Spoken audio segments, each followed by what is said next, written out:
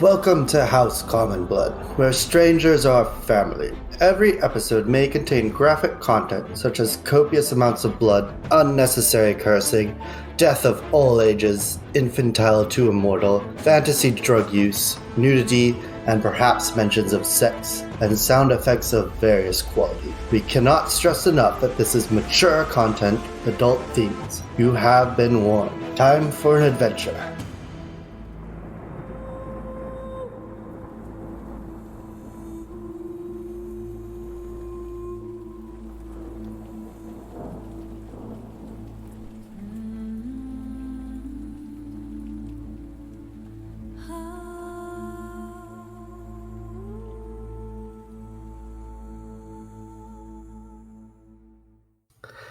So I have a way to contact outside the city now. Okay, but we have the Goopy mom and the Goopy baby, and I don't know what else we could do. And we have everyone else in this city that is kind of dying from a disease. Yes, but being able to contact outside means we might be able to get some more time. At the very least, the council can give me permission to kill him. Council? Where are you from? I told you I'm from the pit. Oh, Eddie, you said you didn't know what you did with the baby. The baby's right here. The other, undead baby. There was an undead baby? Yes, you walked off with it. I found it. It was just ash. Come on, I think I'd remember that. The elven archer, she just draws back the string. It sails through the air, through the foliage, and hits you on the shoulder.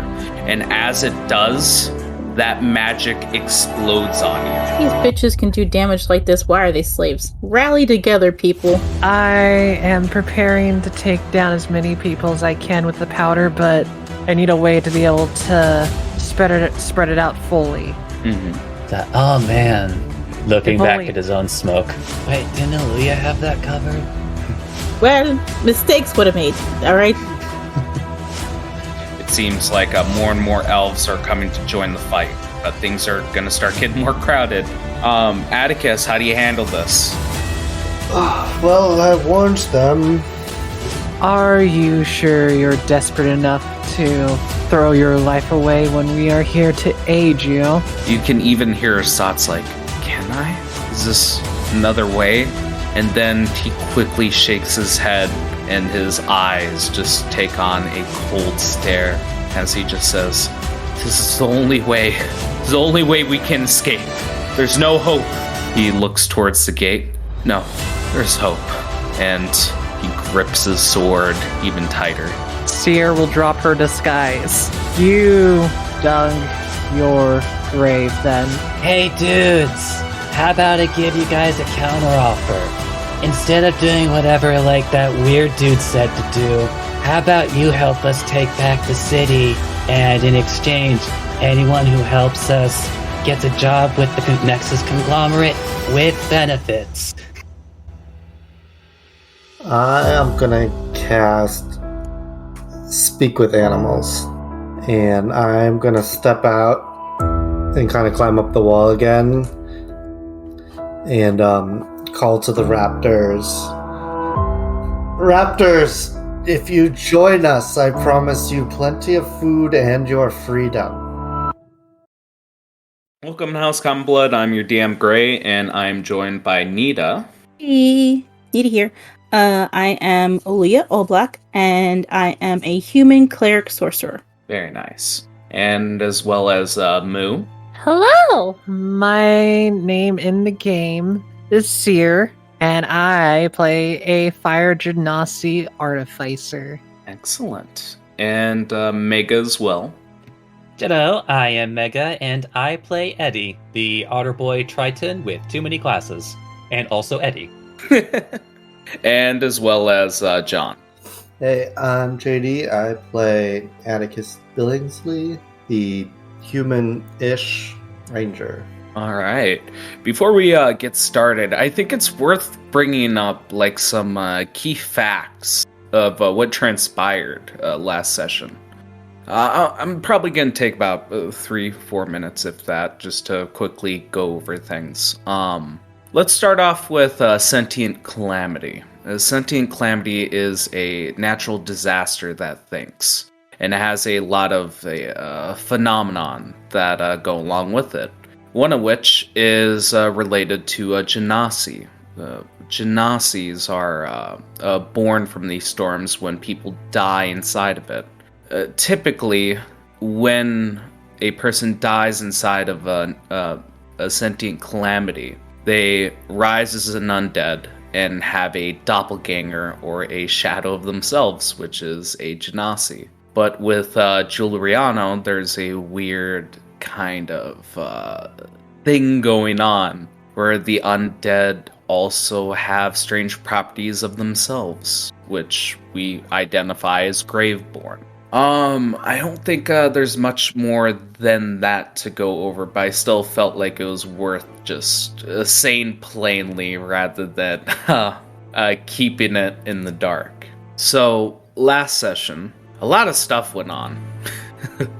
But yes, we are all in a room with Thimreth by the gates, waiting for an answer from our group. And now we have a goopy black slime baby, as well as I think I said the mother slime, even though she's healed, she doesn't seem all there. She's in the corner, just not as active as a born genasi should be. Towards the mother, I don't think anyone's burned her or killed her, just the corpse itself, but is just laying in bed blinking. I'm gonna let you guys have the scene with this just because there's a lot of stuff for you guys to go over.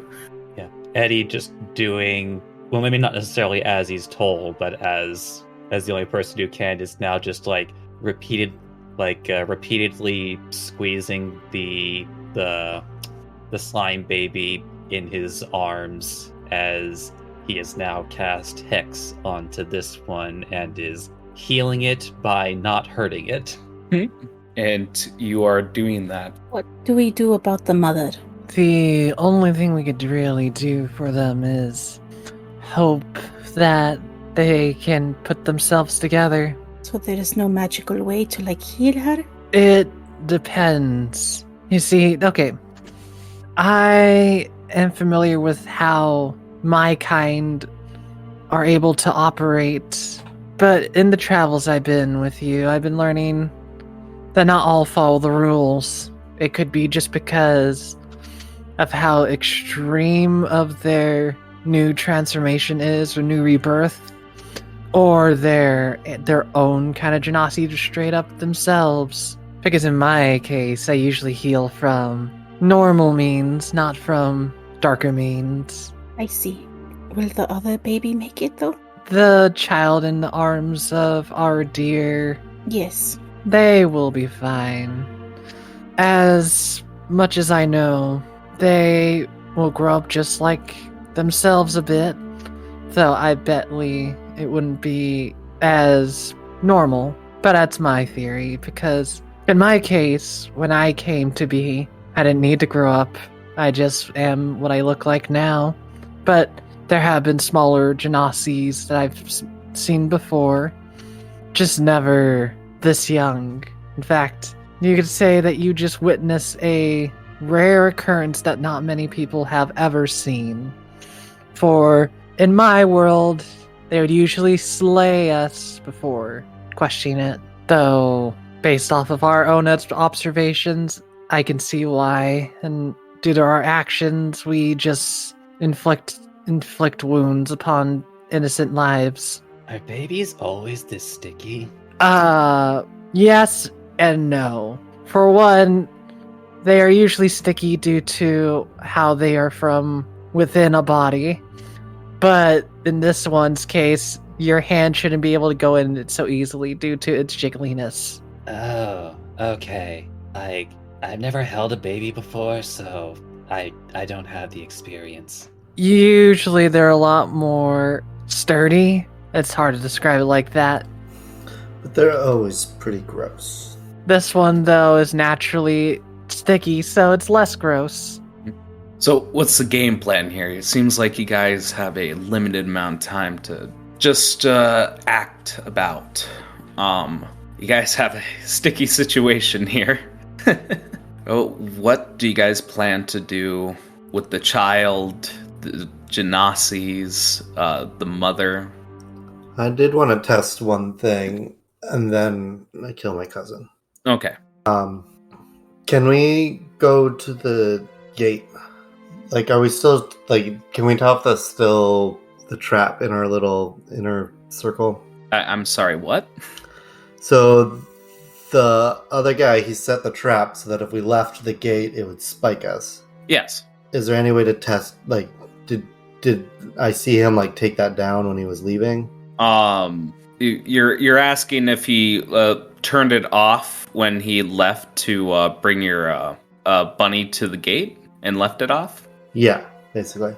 To your better judgment, you think if he turned it off that he would turn it back on? Well, I guess I can test here then, because it seems the same thing. Mhm. I want to go to the gate, and I want to summon Juliet on the outside of the gate. Okay. Yeah, so you got the entire group, do you guys go towards the gate? What's happening with the little slime baby? I mean, after it's healed, I'll probably have to wait till the mother is able to talk, so that's probably what I'm gonna do, is wait a little. Okay. So are you going with them with the baby in hand? Like, just bouncing a little jiggly fellow in your arms? Nah! Because if I take this baby away, everybody's forgetting that the mom is still alive. Mm-hmm. So I'm gonna wait till, like, the mom is back and be like, alright, you guys go. I'll be alright. Just so you know. Tell that to Eddie and Aluya. Also, that didn't sound like my voice at all. Weird. Yeah, so... You sure? I could stay, or I can just go with Atticus and Eddie. I definitely don't want to hold the baby, I'll tell you that. How about this? How about, like, Zir and I stay here for a little bit, and if trouble happens, we'll come over, alright? I will send Rascal with you because I'll actively watch. I won't be able to speak to you, though, but if things occur, I can jump out. But I think Eddie will be also helping Eddie. I can do that. Alright. So, Moose stays behind, Rascal goes with the party, and we see the group approach the gate. Thimreth is tapping his foot. It looks like he's getting impatient. Have you made up your decision yet? Who are you again? Oh, I'm growing tired of your games, Atticus. Timothy, you got to have a sense of humor. Only mother can call me Timothy. What will your mother say when I tell her about all of this? Oh, she'll be proud when I send her your head, yes. Looking around at his fingernails. Yes, she'll be so proud of her son who will soon be executed and in order to stop the war that might happen. Yes, we can talk about death day and night, couldn't we? And while I'm talking to him, I'm gonna summon Juliet behind him. Mm-hmm. Yes. So you summon Juliet beyond the gate. Yeah. Yes. I suppose. Yes, that should. Yeah, no, that should work. If she is summoned beyond the gate, she would appear right behind him and not trigger the gate itself. And he looks towards Juliet and just goes, "What the devil?"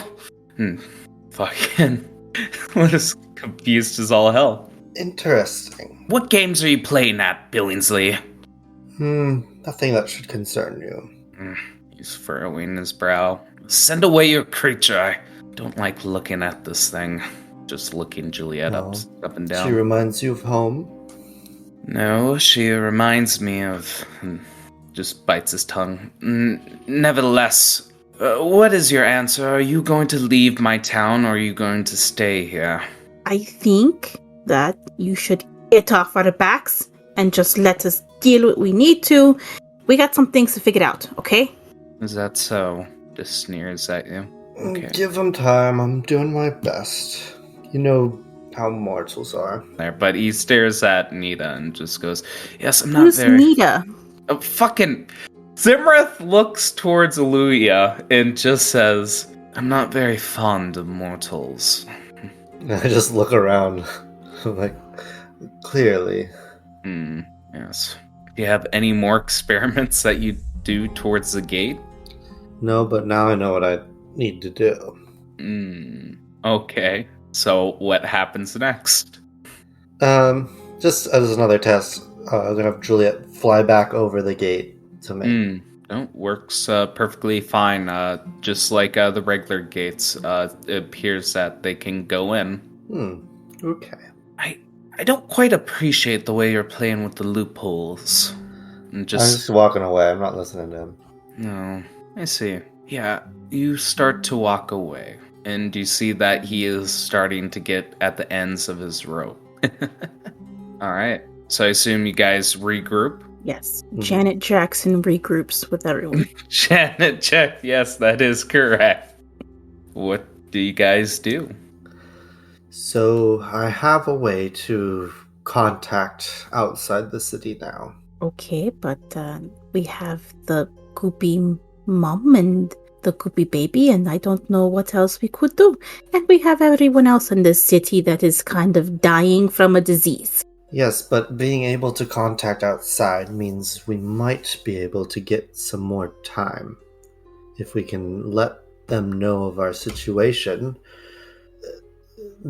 they might not detonate us as soon as the timeline limit goes, because it's not our fault. Do you think they honestly care? I mean, they'll just get more prisoners, no? Yes, but it doesn't behoove them to do that, because the new prisoners would just have to start from square one. They want this solved. They would want one team to have experience and push forward. I suppose, but... Also, I can contact my family, and maybe they can put pressure on my cousin's family and put an end to this. Sure. Sounds like your family will kill each other before that happens. They cannot go to war. It wouldn't be good for anyone. And the very least, the council can give me permission to kill him. Council? Where are you from? I told you, I'm from the pit. We were headed there before we got I mean, I know you're like all snooty booty with your status, but... Yes, you must have heard of the families. We're kind of well saturated throughout the lands. I wish I could say I have, but you seem to know what you're doing. Yes, let's just say if we get them on our side and we're able to get out of this place, it will be much better to have them on our side than against us. But how fast can you reach them or contact them? I should, as soon as I'm able to reach another town without these restrictions, word should spread pretty fast. I just need to get to the outside gate so I can summon Juliet on the outside and have her contact a nearby city or town. Okay. I didn't know Juliet could talk. She speaks Draconic. That's how I communicate with her. So, I feel like we glossed over a detail. Nita, how does Aluya feel about the ashes of a child? Or also the fact that Atticus nearly ate her. That too. There's a couple things I want to address with Aluya specific. It sucks, but she's got to move on. I mean, she prayed for it. She knows it'll be okay I think we're accurate. I think maybe the question being driven here is Aluya going to even mention it? Yeah, that's a better question, yes. I understand. Okay, light bulb. Yeah, I just seen a baby die and I prayed for it. All right, moving on. So the cookie crumb. You know, that's just what happens to babies. They're born, they live, and then they burn to ashes. Well, everything is like really weird here, so... Yeah, I mean, in her defense, everything that's gone on in this town, like, yeah, we've seen men walk through the rib cages of other people. She left a blind orphan in a drug house earlier. I mean, Yeah, poor choices. I guess, her recovery from it will be a little quicker. I think seeing the sort of alive baby that hurt, because it had a higher chance of living, she had more of a reaction towards that. But she'll approach Eddie. So, Eddie? Yeah, what's up, my bruh? I don't like that, but, you said you didn't know what you did with the baby. The baby's right here. The other, undead baby. There was an undead baby? Yes. You walked off with it. I found it. It was just ash. Come on, I think I'd remember that. Well, ask other Eddie. Why don't you remember? We all saw you take the baby and go. And it is now ash. Alright, I'll ask Eddie. Hey, Eddie, do you remember another baby? And as the Echo Knight Eddie manifests into like a shadowy reflection of yourself, he just shakes his head. Sight check that motherfucker. I check an object, alright? I don't. I'm not sure if it's feasible, Luya. No, it's cool. I know. I just love that. But Eddie, satisfied with himself, just looks over to Aluya. See? Eddie doesn't know what you're talking about either. I do not think you're telling me the truth, but there's too much here going on. I'll deal with it later. Alright. I'll give you guys about another 5-10 minutes. What does the party do? Any reaction from the mother? Does she stir? Wake? Something? Speak? No.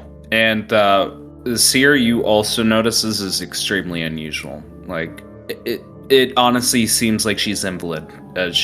Or at least she's not all there. She's just staring at the ground. Doesn't seem like there's that spark of consciousness quite yet. But it shouldn't be this long. I am wondering if they are suffering from the same issues they had before when they were whole, before they passed on. I wonder if even after death such as this, it's not able to be restored. If not, that is a sad fate for the mother. Can I insight check her to see if I can tell if that's true with my kind of experience? Seer? Are you trying to insight check Seer? No, if Seer is correct about her being drained, basically. A history check would be more apt. You sure? Because I want to see if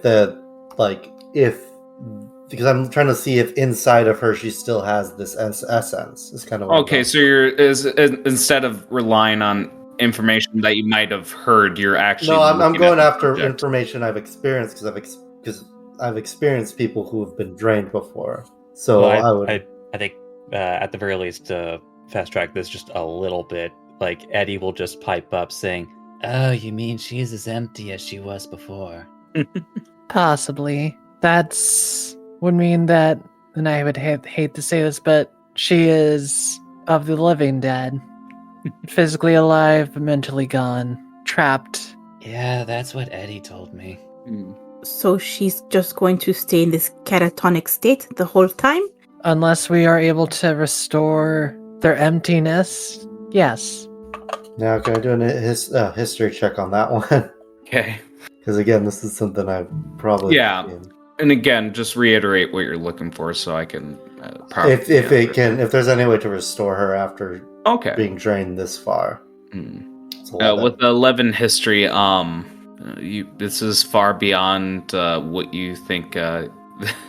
From what knowledge you know, you have no idea what method you would take for this. I've never heard of anyone coming back from being this far gone.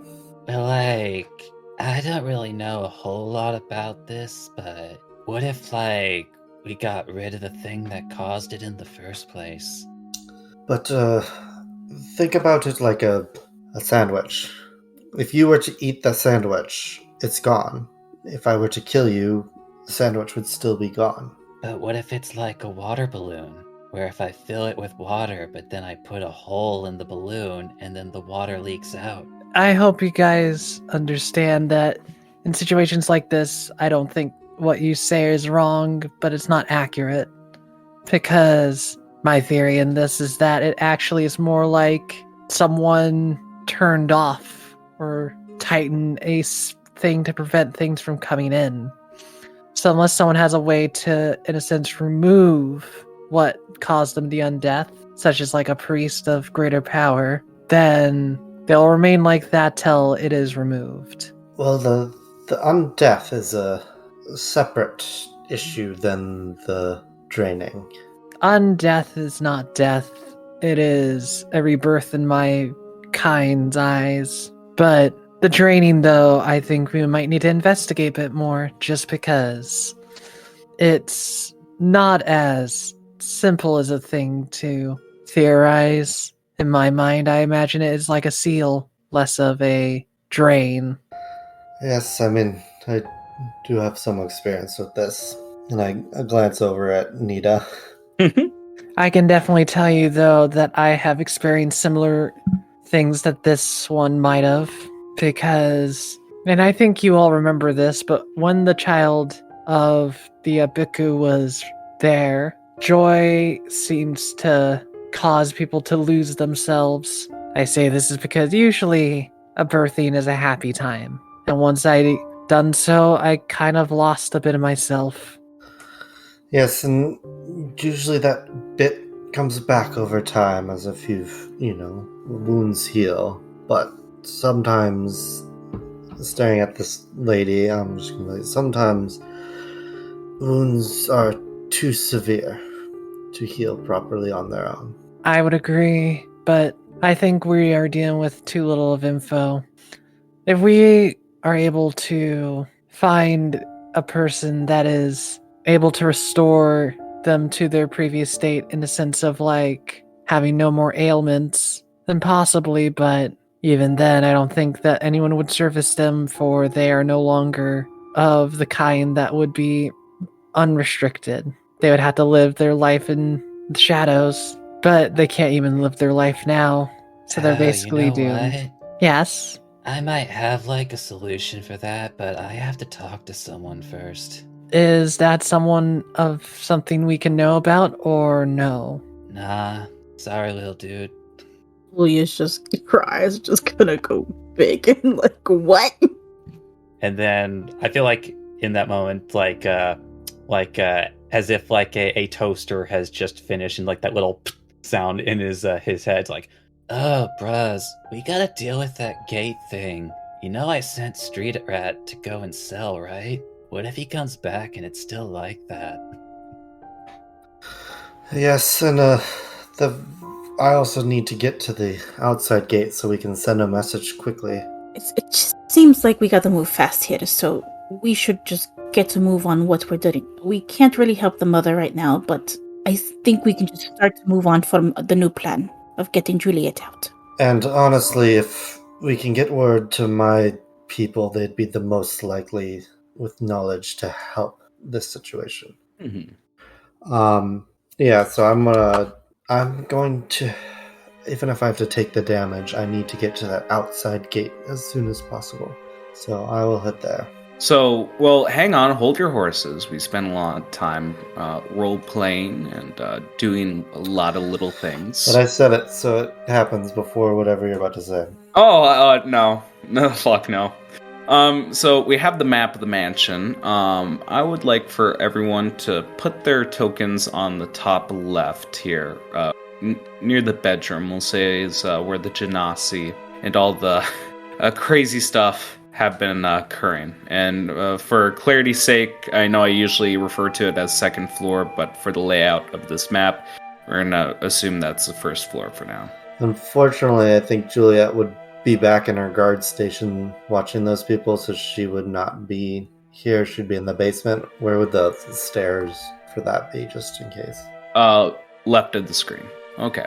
So as you guys are talking along, getting your plans together, you just hear a voice bouncing off the walls. It doesn't quite have a direction, but it is booming. You know, I've grown a bit bored, and quite frankly, I feel a bit insulted that my offer has been refused.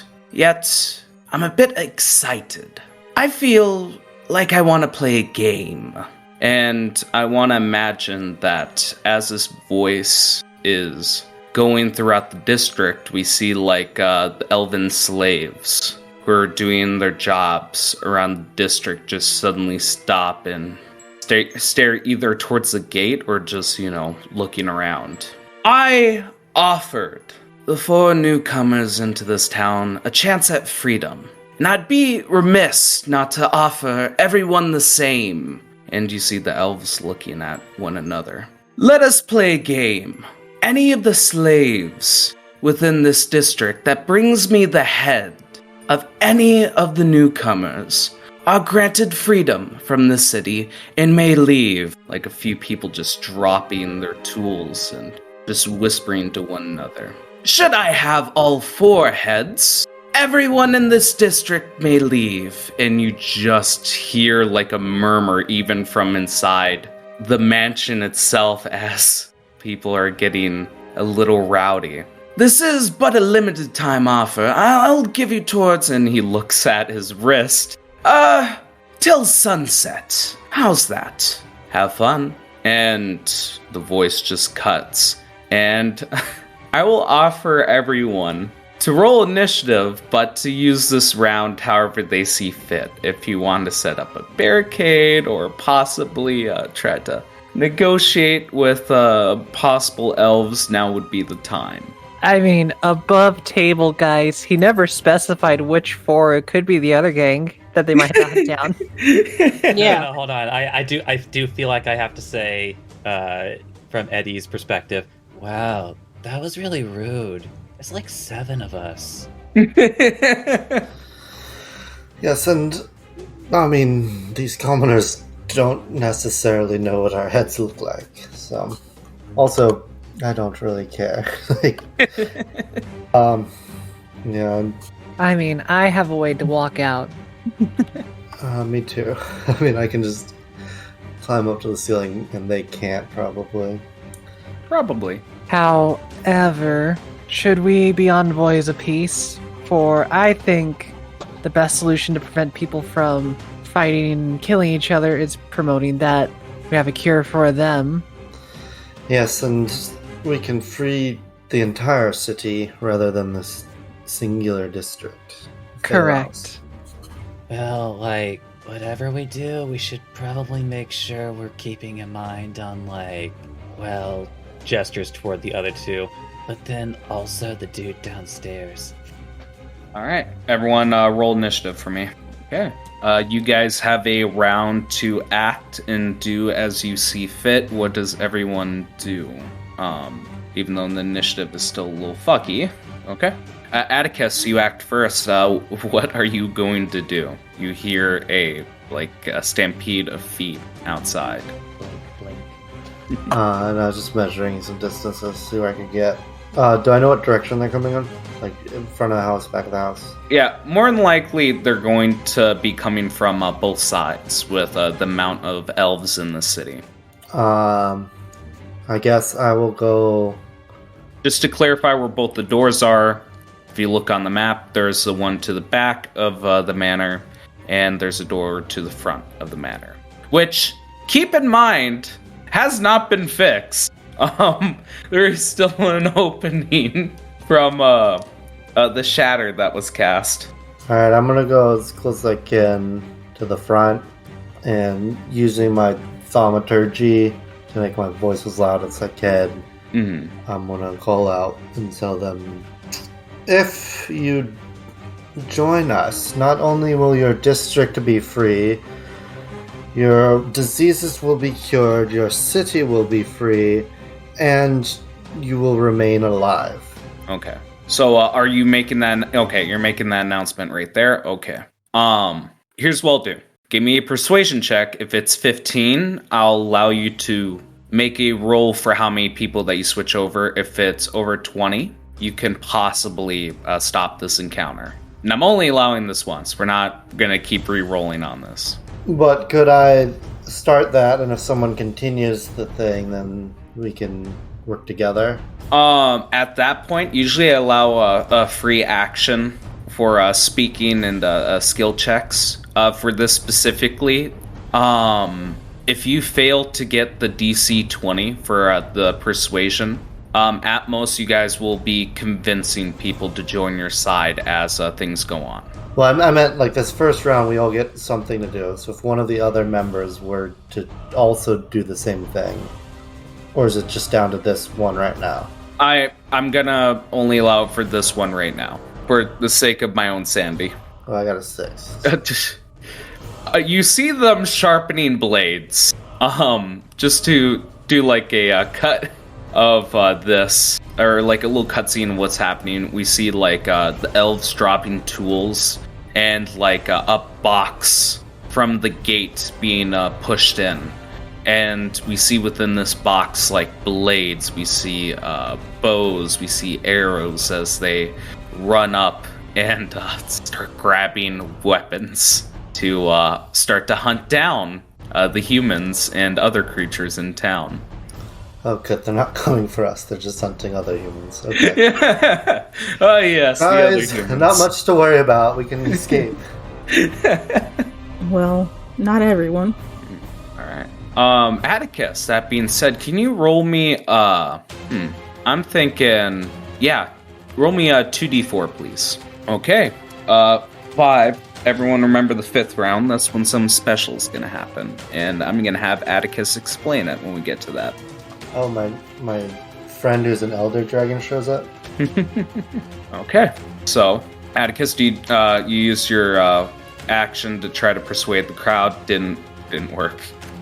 Seer, is now your turn. What are you doing? You feel that the mob mentality is going on. You probably have flashes from like some point in your life where similar things have happened, where fear was used to guide the people.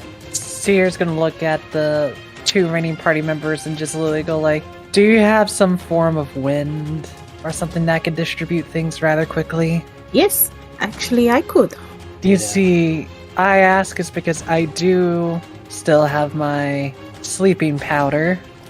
If we are able to at least incapacitate a majority of them, we could gently finish the rest with a gentle smack. I wish we can do peace talks, but if we can't, we might as well do the best we can to prevent this much death. All right. I put a token down for the, like, essentially to represent the Genasi woman, the Graveborn. And speaking of which, what are you guys going to do with the baby? You going to put it down? I mean, I imagine right now Seer's going to still carry it. Okay. Oh, I thought Eddie was carrying it. Oh, okay. Whoever one of us is carrying it still. Are you sure his privilege to hold babies haven't been revoked yet? Well, it's not like Aluya was grabbing for it. Oh, yeah. Oh, come on now. But I think the main thing, though, is Seer's going to move forward enough that she can prepare the powder so that if someone can actually help, if they chuck this powder into the wind and they use the wind to spread it out even further, it's going to use a lot of the powder. It's not like it's going to be like one dose. It sounds like I'm going to burn like 3 of the doses to knock down a few people. Because how did I roll before that? It would affect like just an area when you throw it down. Oh yeah, like a 10-foot cone. Yeah, thank you. Atticus, you're on the ceiling, correct? Like, No, or are you I'm actually, on the floor? I'm actually on the ground. Okay, you're actually on the ground. Just want to specify. So, Seer, you go into the main hallway that leads outside. Same with Atticus. Does that end your turn, Seer? I mean, I can't really do anything else if we're treating it like combat initiative. Because I can't, like, if I build a barricade, it makes it even more suspicious. So instead, I'm just going to prepare the powder for that Aluya can take over, or Eddie can. So basically, making it so that the item's available. And you have the baby in one of your hands. No, Eddie's the one with the baby. Okay, just want to clarify. Aluya, is now your turn. What are you doing? 15, 25. Okay, got him slow. That's as far as I can go. And if I dash, I use my action, so. Yep. I'll just prepare to use thaumaturgy. Okay. Just preparing to use it? Yeah, because actually, can I use my bonus action to move up 10 feet with my tempestuous magic? Woo, I fly. Wait, it's 5, 10. Isn't tempestuous, isn't that only to go directly up, or can you move in any direction? Yeah, I assume, you could, basically the do other hippo requirement hop. is that she cast a leveled spell. Yeah. So if you want to use a leveled spell, you can do it. I'll thaumaturgy myself with a little more of a boost. A leveled spell? I right. don't want to use that. Yeah, that's the important bit. Let me go back then. I was here, right? Yeah. Yep. Just as a reminder, just because we're in close quarters, if you go through an ally's square, that's a difficult terrain. Just to as a reminder. Anything else, Aaliyah? You're just making your way to the main corridor. Yeah, so I can help out with Seer. Mm-hmm. Eddie, you have a baby in hand. You gonna kill it? Everyone left the room. Just like you just see your reflection, Eddie just having a prototype blade arm as he's just bringing it closer to the baby. Okay, what actually happens is is that Eddie is going to I would say shout, but it's more of a slightly higher volume speaking voice, out into the area. Yeah, I'm just gonna fill this place with smoke. All right. And before we go on to that, Atticus, I must ask, is your HP correct? Yeah, because I got spiked by the gate. Okay, just wanted to make sure it was the correct amount, because I honestly cannot remember how much you took. All right. Wait, is a cantrip a first level spell? No, it's level 0. Yep. Okay. So narrate a little bit what's happening here, Eddie. Eddie is going to take up a position. I would say maybe about over, closer to here, I think. And then he is going to breathe out as he kind of fills the entire room with smoke as he casts a fog cloud inside the room. Okay. Yeah. So you go to the left-hand side of the room towards the dead woman, Genasi woman, holding baby in hand, and you're breathing out this smoke. If you want to draw something as a reminder. Anything else? That'll be Eddie's action for the time being, because he's basically playing defense. Because he doesn't want to get them involved. All right. It gets to the next round of initiative, and we're going to start seeing people come in. So let's start off with the elves that look like William Gaunt.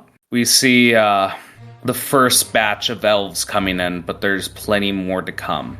I'm going to separate these guys into 3 groups, like I usually do, between red, blue, and yellow. Blue will represent a different kind of elf that looks like Scarlett Johansson. So these are all slaves, so I'm assuming that they just use the commoner stat block? You can assume that, because I've been known to use regular stat blocks all the time as my go-to. Guys, if we kill the entire town, then technically there's no more trouble happening in it. I mean, you are taking Group B's approach, so you'd definitely get a thumbs up from them. I would not allow that. That was not Atticus saying that, that was me saying that. I know. Just to be clear. Funny joke. Atticus, you see the... You hear the twang of strings as these women begin to draw at you, and you can see through the opening. You get to act before them. What do you do? I am gonna go here. How tall is this house? It's an estate, so if I had to give parameters for how tall it can get, on the outside, probably closer to 45 to 50 feet. Towards the inside, I believe last time I said the ceilings were 15 feet high. Alright, I'm gonna, since this is, does this hole go all the way to the ceiling? What is the range on Shatter? Well, it also took out everything below it, so if it collapsed down. 10-foot radius? No, it would not have taken out the ceiling. Alright. So only the walls have been destroyed. So I'm gonna go up this to the ceiling and start working my way. So that's what? 10, 15, 20, 5, 30, and then 10 feet up this side of this wall. Towards Okay. the roof. Okay, so you go on the outside and you're starting to climb towards the roof. Yeah. Okay. So I'm what? That's 25 feet up now. Okay, 25 feet up. Just keep track of how high up you are in the air. Do you do anything else? You see that these women do have bows. Guess we haven't decided, but I'm different as. Let's see. Then as I'm going up, just to slow them down, I will cast my Earth Tremor. Okay, you cast her. Earth Tremor. Remind me what the spell does. Okay, 1d6, and where are you aiming that at? So it's not hitting anyone because I don't want to hurt them because they are commoners, and if we can convince them so that we don't have to kill them, then that might be better. Oh, okay, so how do you intend to use the spell? All that terrain becomes difficult terrain now. Anything else you'd like to do? No, I mean, no, because I don't want to leave that one guy unattended. So Juliet's still guarding the one guy. Mm-hmm. Okay. Draw the shape on the map, and Seer, we'll move on to you. What does Seer do for her round? Well, if there are people breaking into the place, they would move, I would say, a bit more forward. What's the red circle again? Sorry, Earth Tremor? Difficult terrain. Yeah, so I stand before the difficult terrain. It's like right here. Have the powder fully set up. So it's I don't just pull that out of the bag. What I do is like I pull the bag out, I grab like a platter that might be along the way in the hallway, pull it off, pour this powder amongst to this platter itself so that it's easily able to be blown into a direction. Mm-hmm. And Seer is aiming towards outside this door where the majority of the people are coming through. Mm-hmm. So that if everybody maybe possibly in a direction where the wind or whatever ability that could push it out can send it off, it will spread further. But if Seer can't, have someone do that, they could fling the platter with enough force that it could just spread a cloud of it. Okay. So are you gonna? So just clarify. Are you ready in action to when you can see the elves come in? See the elves, or have like a nice straight line that could hit maybe the majority of everybody. So like if these people keep running here, I might hold off. Nah, I won't hold off. I'll just hit these people in front. Okay. Yeah, just like if they come right there, I just chuck it at them. That does mean though that if they go right for Atticus, Atticus will be in that. Remember, I'm 25 feet up. I know, but I don't know how much of the thing will distribute air-wise. You know what I mean? Mm-hmm. If it's a 10-foot cone, I still don't think it will reach them. Unless you're using something like, are you using anything to go even farther? Well, that's what I'm saying. I'm basically holding action to either they come close enough for me to throw it, or if Aluya is able to push it farther with like a gust or a wind tunnel thingy. Yeah. I will say if Aluya does use gust during this turn while you're casting it, I'll allow it to still be in the air. I would allow it to reach the archers down south. But if you do use it to extend the radius at that point, yes, I would say it would also reach possibly Atticus, but it shouldn't concern Atticus because I believe it's a sleep powder, correct? Correct. Yeah, it shouldn't be an issue, I believe. I do still need to sleep. Okay, so you're not immune to sleep effects. And yes, you will still have to make the save, which is... But it is a wisdom save, I'm guessing, right? I believe so. Okay. I don't have Gust, but I have Thaumaturgy, which goes 30 feet. Well, there goes that plan down the train then. Yeah, never mind. Thaumaturgy. I thought you had like a gust spell or wind spell because thaumaturgy can't solve everything. As much as I pray that it can. So yes. So your trigger is when you see a majority of the swordsmen come within range, correct? So at least 2 is what you're going for? Yeah, I think 2 will be fine because at least Okay. if it's 1-to-1, I could like they're commoners. They're not like, Mm-hmm. armed soldiers. They're just a bunch of people running towards people. So like being able to handle like 1 should not be as bad. And I have extra powder so that I could, if other more come, I could just check it. Okay. That sounds perfectly reasonable to me. Does that end your turn? Yep. Okay. Everyone remind me of the rolls on obscured, or not obscured. Half covered. That's a +2 AC, correct? If I remember correctly, yes. Okay. I'll go off your word for now unless I'm corrected later. No, you're correct. Yeah. So I'm gonna say for 2/3 of the archers, since they're going through like a tree essentially in its foliage, that anyone they try to shoot will be have a +2 AC. So let's get started. So the first 2 shots +2 AC to anyone I target. Let's fucking go. Dude. Yep, there we go. Atticus, you're first. 19 to hit. Yeah. Okay, now hang on. Let me read something really quick. Need to apply their. Make me a DC 13 dexterity save, please. Oh, okay. So we're going with the first hit. So let me animate this for you. You see the elven archer, again, looking like Scarlett Johansson in tunic. That's an elf. And she just draws back the string, closes an eye, aims it at Atticus. And Atticus, as you see this drawn back, you've seen archers before. It's nothing new. It's just an arrow. You see that she taps the arrow and it imbues it with a chaotic magic. She lets go. It sails through the air, through the foliage, and hits you on the shoulder. And as it does, that magic explodes on you. So you take 6 piercing damage and 7 fire. Holy shit, that rolled high. Well, good thing I am resistant to fire right now. Yep. So that is really good. These bitches can do damage like this. Why are they slaves? Rally together, people.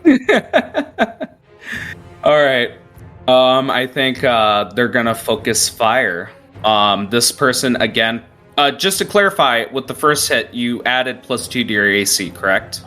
I did. It'll be an 18. 18. Thank you. And I just realized that I didn't even notice those 3 down there because I thought the map ended at the front way. Well, here's the problem. You're on the side of the building, right? Yeah. I don't know if you get the AC bonus. Well, he said that it was through the trees, so through... Is through the trees. Sorry, because I just realized what the DC was there, but because normally this doesn't come up as often, but half cover also gives a +2 to your dexterity saves. Does it? Oh, okay. Then... Okay. No, that works out fairly well. I'm happy for that. Half damage on top of your half damage for the fire damage. So what is that, like 1? So that'd be a 3 rounded down, then 1, yes. So 1 fire damage. All right, but you know what they're capable of, and you should be afraid of, if this is what an archer can do, what can the swordsman do? So yes, they go again with the bow. The second one misses, and the third one's going to be aiming at Atticus. 15, that does not hit. All right. And that ends their turn. Aluya, you hear a boom outside. She's just going to, because I counted this before, just go here. And I will cast Shield of Faith on myself. Okay. Let's see, can I see anyone from where I am? No. That will be my turn. Okay. It is now Eddie's turn. Eddie, you hear a boom outside, and what are you going to do? Oh, gods. Seemed like it's going to be a hot second before anyone gets to you. So, I think at the very least, reminder, the goo version of the mom is kind of like in a permanently erect position. I would not use that phrasing, but yes, permanently erect, yes. Okay. In which case, In which case Eddie is going to kind of like put the baby, kind of like arrange her arms a little bit. Just like, all right, I'll be back in a sec. It seems like there's a lot more heavy stuff happening out there. Eddie just kind of like peeks his head out of the smoke. I love that image. It's Looney Tunes in my head. Hey, is everything like all right over here, my dudes?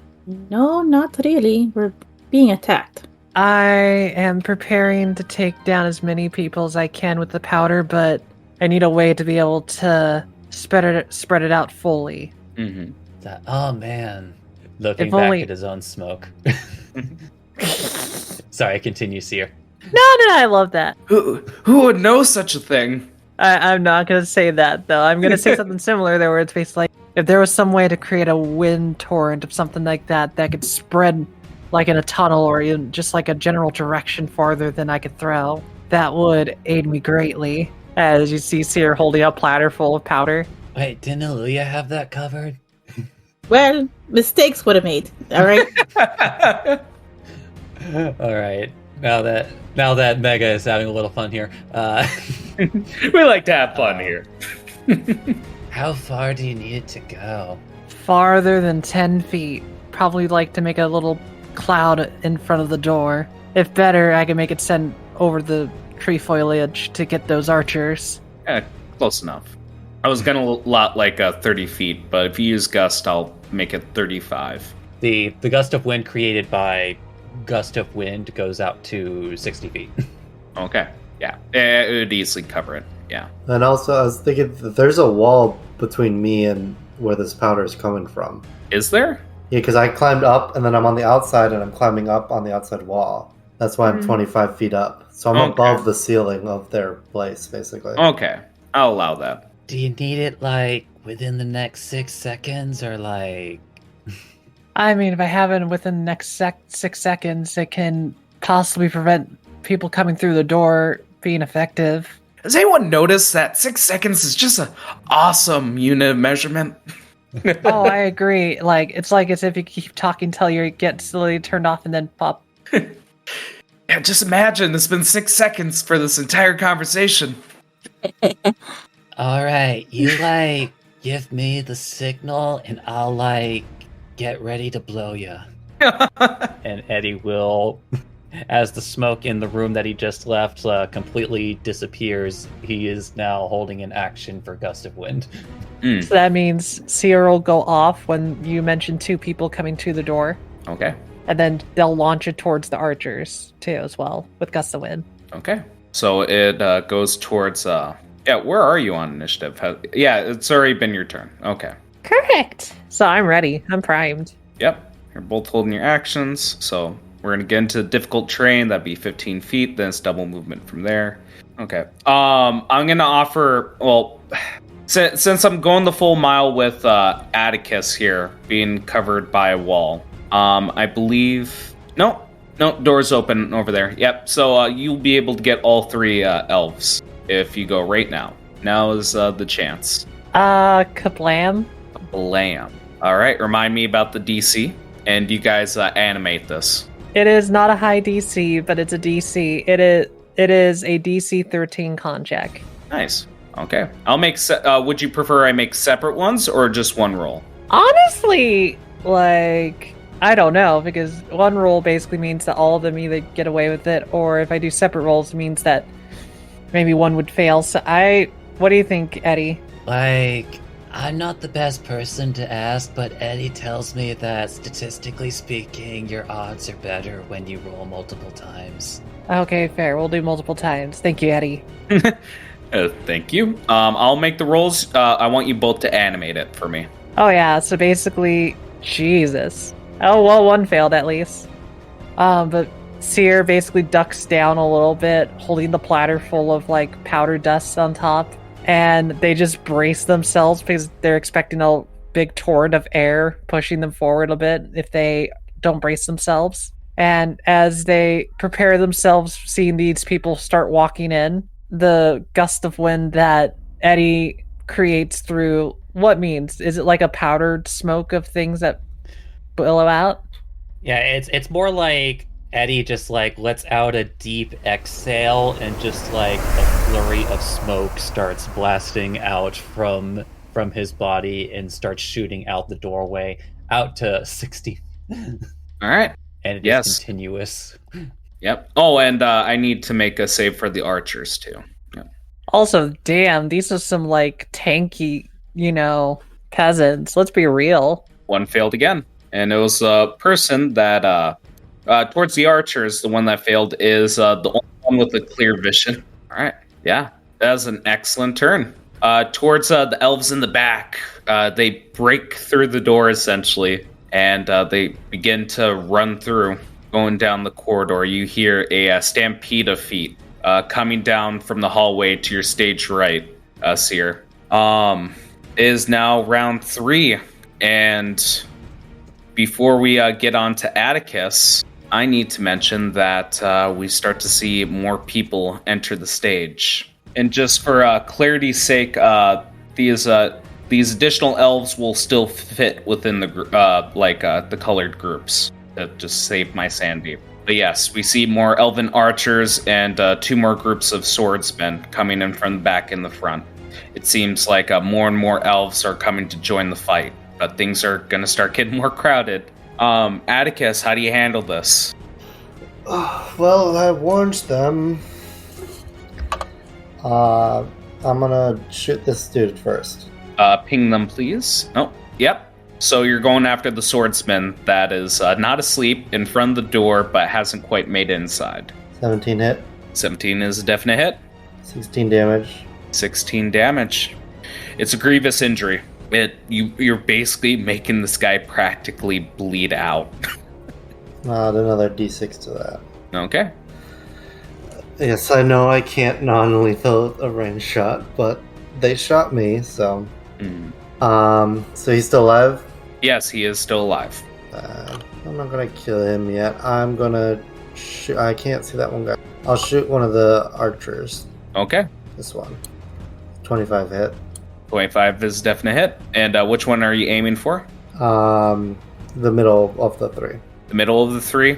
I'm still gonna grant them a half cover, Doesn't but matter, it still hits. 'cause I have Yeah, sharpshooter.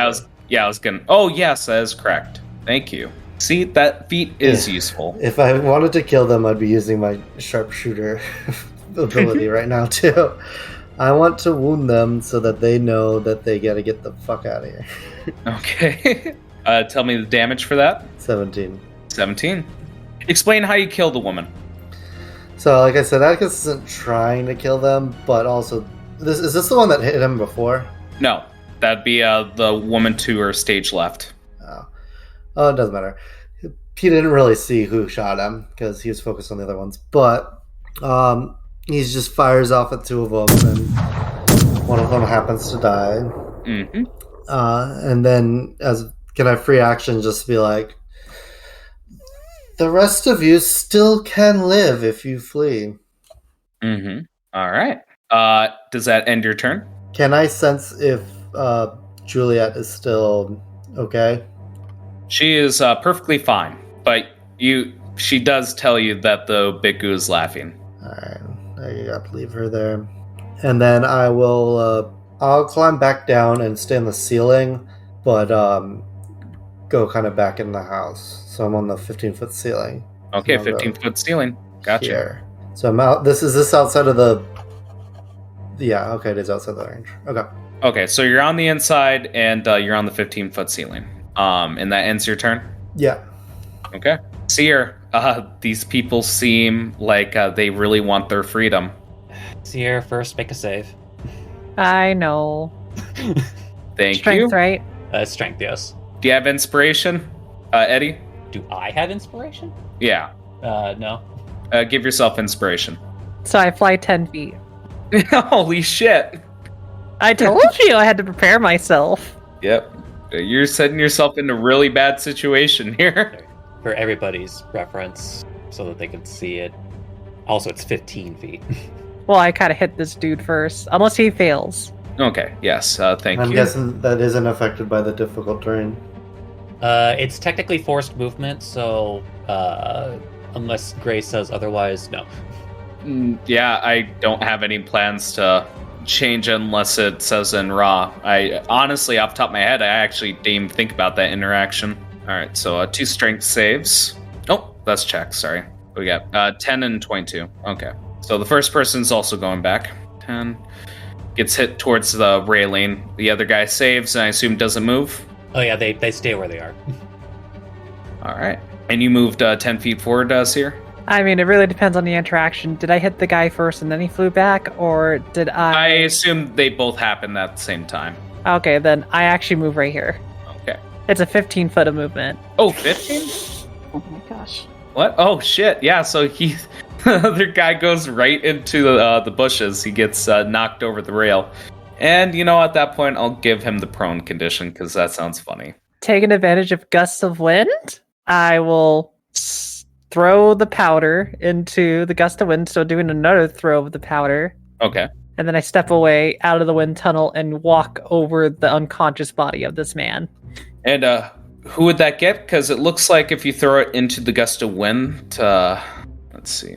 I actually don't know how cones work. Well, I had to basically move up first, so I'm basically moving back up. So if there's no wall, yep, there is no wall. Looking over the unconscious person, so attack of opportunity from this dude in the wind. Okay, thank you. A lot of things going on here. And I thought this was going to be simple.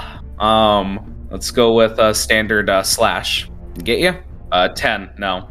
He misses as his sword clangs towards the cobblestone. Now I throw the powder. Okay. And who would that all get? I think it'd just be this person, and then this person. That person's already asleep. The archer is already asleep. Yeah. Yep. Okay, so 2 people then, by the looks of it? Correct. The swordsmen. All right, they're going to make their wisdom saves again. It's con saves. Oh, sorry, constitution saves. One of them goes to sleep as well. Okay. It's going to be the person that tried to slash you.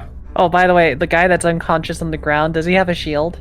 Does he have a shield? No. Okay. Yeah. None of these people have, really good armor or shields. It looks like they're given weapons and they're told to kill you. Just making sure, because I don't usually steal from people, but if there's a shield, I'm stealing it. All right. Anything else you do? Well, the action already burned with the powder. Yep.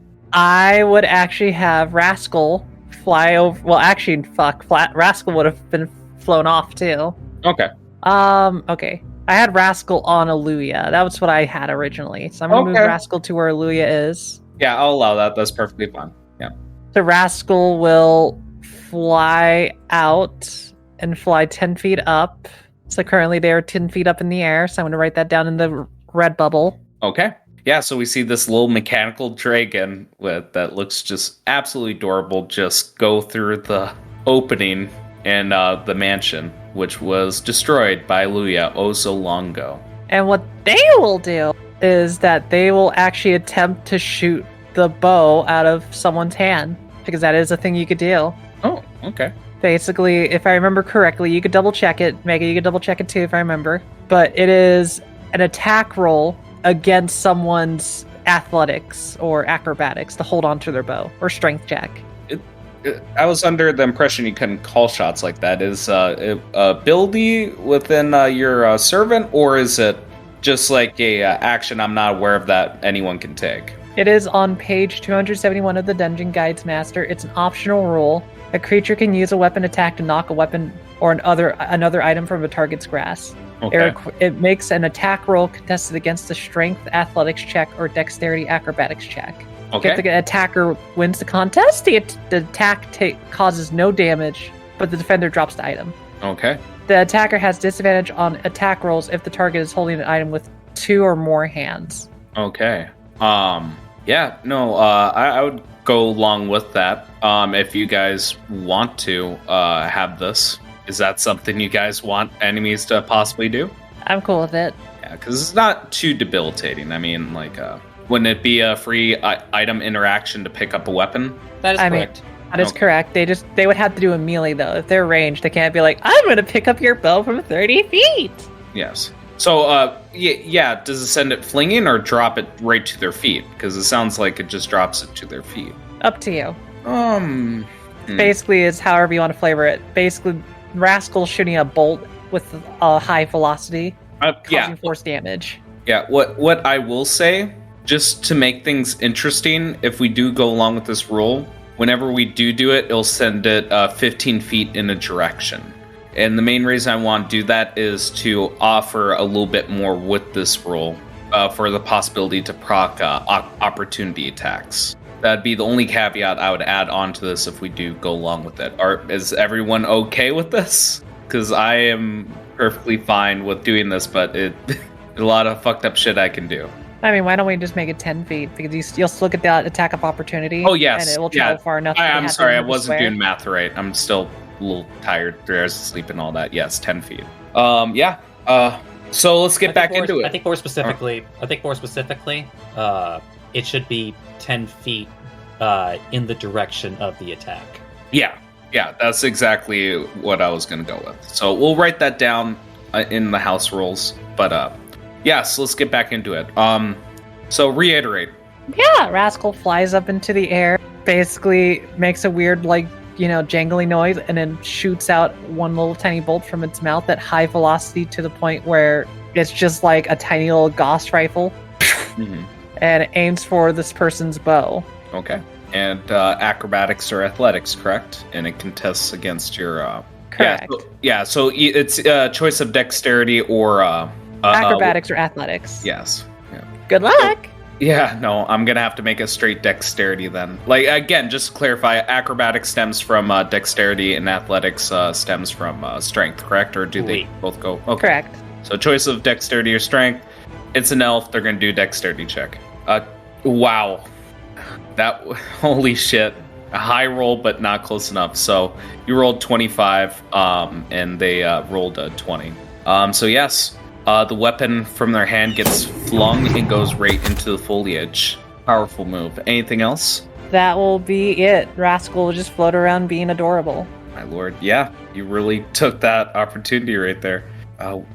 Now the question is, does she go after her weapon or does she try to wake up her friend? Both of which is going to waste a turn. Moo, odds or evens?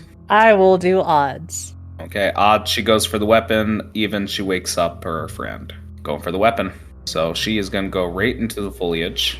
Imagine she's 5 feet down, and she's going to grab her weapon and probably step back out, but she can't do anything. It grabs her weapon. I'm just going to give it to you for right now. Even though it's a free item interaction, I like the way you handled that. I'm going to say that to search for her weapon, since you knocked it into the foliage, is going to take a full round action. But yes, that goes for the other bowmen that are entering in on the scene. They're going to move. You keep them moving, so I can't show cool shit. So they begin to get into formation, but there's still foliage between you and them, and they're going to set up a volley. They entered the scene as soon as Atticus killed one of their friends, didn't they? Yeah, and I told them that they could live if they left. Yes, quite the ultimatum. Remind me, you're just on the ceiling? That's it? Yeah, I'm now back inside the house on the ceiling. I'm gonna say, all of them want to try to hit you, but I'm gonna say with the wall that's in the way, that it is really hard to get a fucking shot on you. So only one's gonna try to attack you. The other two are gonna try to attack us here. Even though I want to just focus on you. Okay, first one's coming right at you. Atticus. Yeah, 12 does not hit. Also, do I have any cover, just from my knowledge? Yes. You have just a half cover at the moment. Okay. The other two are coming at you, Seer. Reminder, half cover. And if they miss, hey, remind me, does a sleeping creature automatically fail checks? Or how does saving throws work against a sleeping creature? I mean, how would you feel if you were sleeping and someone stabbed you in the butt? Yeah, I'm not sure if it's disadvantage or automatic failure. Because it sounds like automatic failure. If we're talking about strength and dexterity saves, are automatically failed. Okay, yeah. If they miss, they're just going to hit their friend. Let's go with the first one. 14, that's a miss, and they hit their friend. I assume that's a miss, correct? Your AC Yeah, can I have an possibly be AC that of low. 16. Yep, thank you. 5 piercing, 2 fire as it explodes. Seer, I still need you to make a dexterity save. Whoever loaded these people with explosive arrows gave peasants the scariest weapon. I really wish we could convince them more. Because holy crap. As a reminder, the arrows did not come pre-explosive. 2 fire damage. That is 1. Yep. Well, 0? Can it? Again, you have half cover. Oh, yep, 0. Yeah. Son of a bitch. But yes. So the explosion goes off of the elf. I'm assuming that's enough to wake them up. As they take 7 damage. If I was this dude, I'd fucking run. Literally fall unconscious, get shot in the back, and be like, ah! Yeah. Because you're shot by your friend too, not like even by the enemy. Correct. No, and unfortunately, I actually think the archer right behind the line of archers isn't actually going to try to shoot. Just because, keep in mind, a miss would be more likely to either hit one of the archers or the poor swordsman. Sierra's just gonna say it's like, not my fault, your fault. We want peace. Yeah. Aluya, it is your turn. You're hearing another explosion, and you see like a lot of people getting onto the scene. What do you do? Make a strength saving throw. Okay. Because you're in there too. Very helpful, actually. Fire you up to scale. Alright, you get pushed 15 feet away. Yeah, It's towards here? the combat. Oh, you're going right by the sleeping dude. Can you actually animate this for me? Because you're all about wind, and this is a very cool situation for you. So wait, I'm moving up here, right? It does smell like skunk, by the way. Just in case people were wondering. 15 feet down. She's just kind of preparing herself for what's coming. Just go, oh! I know you're not jumping, but I kind of imagine like a superhero kind of jump from this. Yeah, imagine her like putting her spear forward and like corkscrewing. He's asleep. There is one awake, and you do hear a stampede of feet down the hallway to your stage right. Okay. Inside of the house. Okay. I'm gonna leave that guy for Atticus or even Seer. She can handle him. I'm gonna move. Beware if you try to move back, it's half movement since you're in the wind. And those don't stack, right? It's both half movement for the difficult terrain and the gust. Actually, they both stack because it's, Holy shit! because it's not described as difficult terrain. It's How just far adding... to get here to get out of it? I mean, you'll have to walk towards the guy that's on the ground screaming with an arrow in his back. Because I'll use all my movement. So basically, if you go towards Eddie, you can only move 1 square because you have 20 feet of you don't have movement. enough movement to go the rest So of it'll the be half and half. I'll just stay here. Well, the problem is, Aaliyah, you don't have enough. Even if I dash, all my movement. Dash? Yeah, you'll make it. Yeah, Yeah. so 40 feet of movement. You guys are setting up something pretty nasty here, but a lot of people Remember, I come. am 15 feet in the air from them. Hmm. I'm not right next to him. Okay, full action to get there. Does that end your turn?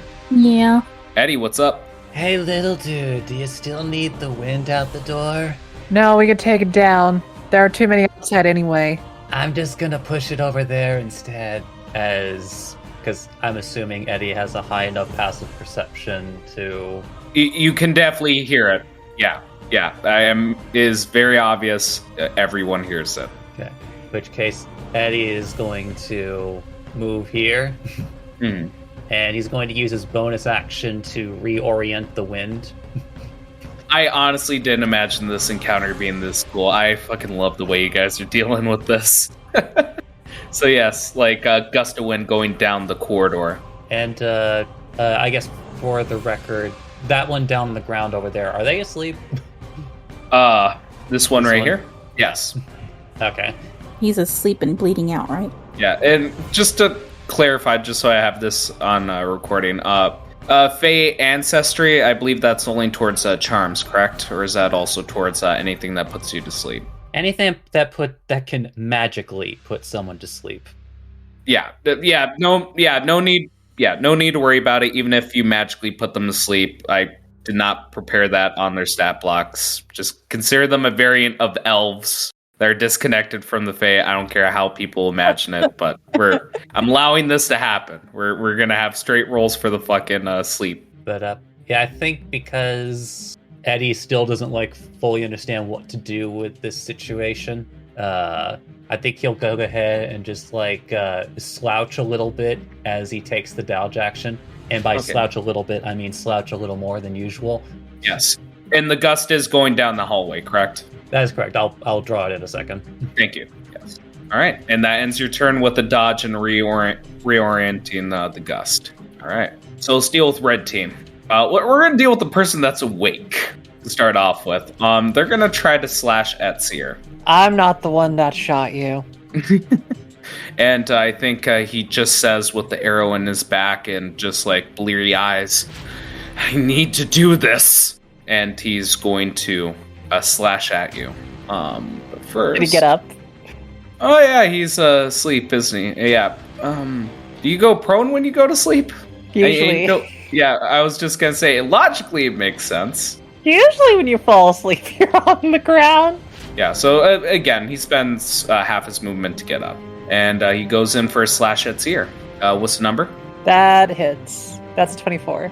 A little bit worse than that. He rolled a 19, and I think it's about time that we discuss about his traits. Oh, fuck, he's a champion. No, not champion. They're all desperate to get the kill. So for the swordsmen, they have a crit range between... Well, I think he's going to reroll that. Okay, there we go. And that was just... My heart just started beating, and I was excited. Nope, no excitement for you. Yeah, and that goes for miss. Son of a bitch! Who are you giving the advantage to, Atticus? I think I will give it to you, because Atticus doesn't want to spare them, but realizes that you do, and so he will be willing to help that out. Alright, I'm gonna put an orange dot on me to let me know I have that. Alright.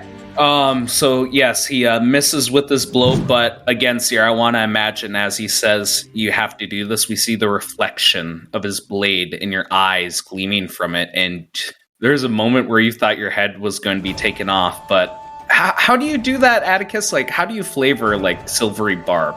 I imagine it's kind of like the portal that he opens to summon Juliet. It's kind of a smaller one of those, and you kind of see kind of a claw reach out and just a little tweak to whatever they were doing.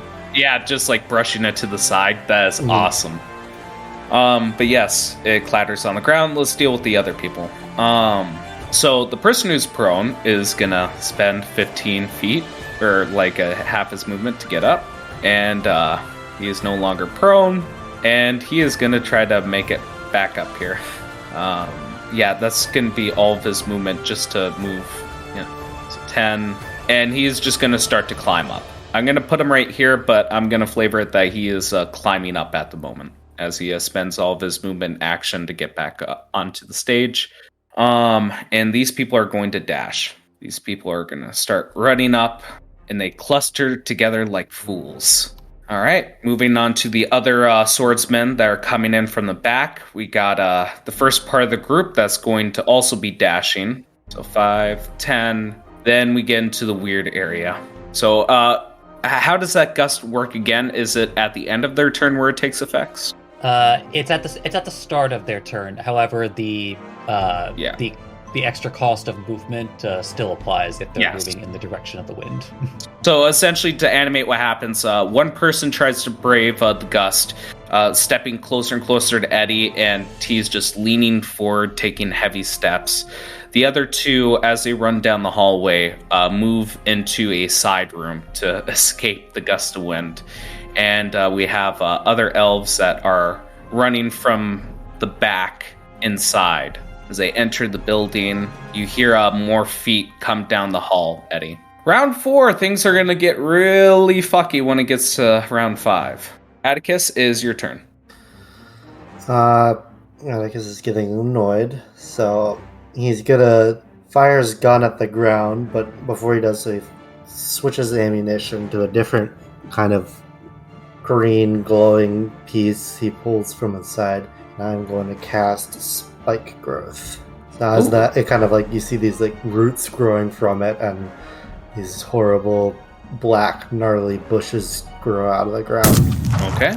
Yep. And please draw a shape for me. Okay. So basically, it's all difficult terrain. For every 5 feet of movement, or it'll take 2d4 damage. Okay. 2d4 damage. And that's at the start of their turn, or when does it proc? When they move. When they move. Okay. Well, son of a bitch. Or enter it. So every space they move, they take 2d4, basically. Oh, fuck. Basically, they can't run away, nor can they move forward, for they will all die. My god. That is a brutal fucking spell. We are still willing to accept surrenders. It's even worse if someone, say, has Eldritch Blast with a pushing effect. Or, for example, if Eddie really wanted to be evil, he used Gust to Win on them. Yeah, but the swordsmen are definitely dealing with a bunch of shit right now. Does that end your turn? I'll do another check-in with Juliet. Still laughing. Is he, like, doing anything? Or, like, No, or he's just laughing? he's just laughing hysterically. Okay, yeah, that's... He might also be twirling his mustache with one of his fingers while laughing. We left him with fingers? That's an issue that we must resolve at the end of this combat. We gotta take those away from him. Alright, Seer, it is now your turn. It looks like you guys have a pretty nifty setup at the moment. Seer asking this desperate man a very important question, and I might need to roll a persuasion, but here's the thing. He also might need to persuade me. And the reason why I say this is because Seer's going to ask him very gently, being like, are you sure you're desperate enough to throw your life away when we are here to aid you? I am here to save you. I already made a cure for a disease that plagued your families and things such as that. But if you wish for a quick death, I hate to have my hands forced to make that wish come true. Saying that to this poor guy, and being like, Yeah. They're trying to ask for peace, but it's like, if you wish for war, war will happen. Alright, make me a persuasion. I mean, depending on his response, my response will be something terrifying. Yes, that's why I want to go with the initial persuasion to see how I want to go about this, because I got 2 things in mind. This is with someone 8. with a -8, so it's like Yeah. with a 8, so there you go. And you see, like, for a moment, like, hesitation, like, you can even hear his thoughts like, can I? Is this another way? And then he quickly shakes his head as, like, he thinks of maybe perhaps a wife, maybe a child, and his eyes just take on a cold stare as he just says, this is the only way. This is the only way we can escape. There's no hope. And he looks towards the gate. No, there's hope. And he grips his sword even tighter. Seer will drop her disguise. Ah! And then kind of look upon him and being like, you dug your grave then. Yeah, just animate what this like transition looks like, please. It's like a magical change as they just simply take off their hat, grabbing it and just pulling it off. And then it just, like a little curtain flow, it just kind of drops down upon their body, and you just see this fiery flame of hair just burst out, waving low to the ground, kind of just like constantly moving. Their ashen black skin covered in like these molten freckles and cracks just fully reveal. And their humanish eyes that kind of look similar to Aluya's turn into this black scrella and glowing look. Kind of like as if they're looking into a lava pit of some sort. Damn. And they just simply stare and go like, you may then try. Oh, I have advantage? Oh, right, I did have advantage. I mean, That technically was the next roll. technically it is, so I should roll. But advantage. I don't mean to be that person. We have exhaustion. It would be a straight roll then. Yeah. Yeah, it becomes a straight roll. Yep. Oh, Which is just... Well, no. What I'm saying is that because she would have rolled at disadvantage anyway, the re-roll is a straight roll. So regardless, whatever d20 she makes is the new roll. Should we try it? Oh, whatever roll persuasion or intimidation now. It's more of a difficult thing because she already made a straight roll. Well, no, again, the important thing here, Gray, is that regardless of whether she would have made 2 rolls, Silvery Barbs would have allowed. No, that's just for the initial. No, sorry, my bad. I forgot about the activation. Yeah. Sorry, that was my bad. That's fine. But going along with the scene, Seer, what do you do?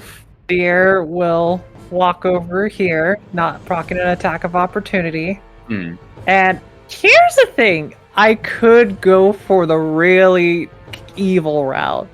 Because I have a fucking evil thing I can do. But instead, I'm going to cast Catapult and launch that powder dust right at the Archer Elves. Oh, okay. You can. So, basically hold up this powder in their hand in front of this person, flick it up in the air, and then cast Catapult, launching it at high velocity at the Archer Elves below. Okay. I know. I'm aware I might murder someone. Not Atticus. He's in the air. So you got a clear sight. But yes, go right ahead. Let me first burn my spell slot. Yeah. Okay. It's taking its time. Oh, I got to refresh roll 20. Yeah. Well, this is a good time just to bring up the question.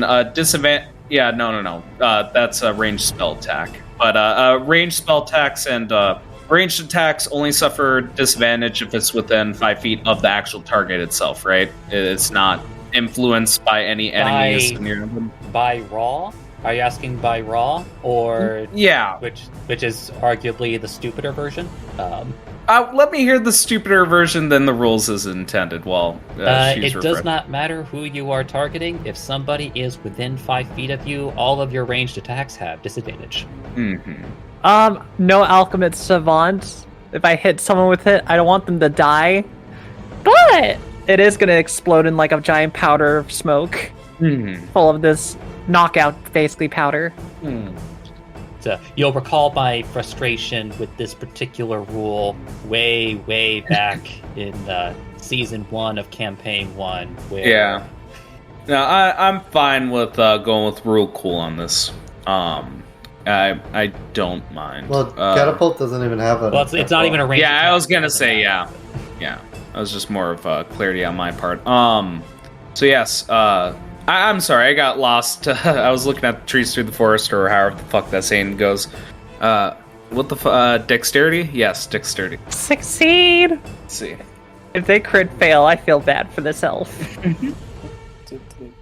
Okay, dexterity save. 14. My DC is a 17. Yeah, does not save. What's the damage? Minus the Alchemist Savant, 15 bludgeoning at this bag, like this very powdery bag that's like a bean bag, just hits this person straight in the chest. Oh god. Holy shit. Explain the murder? Well,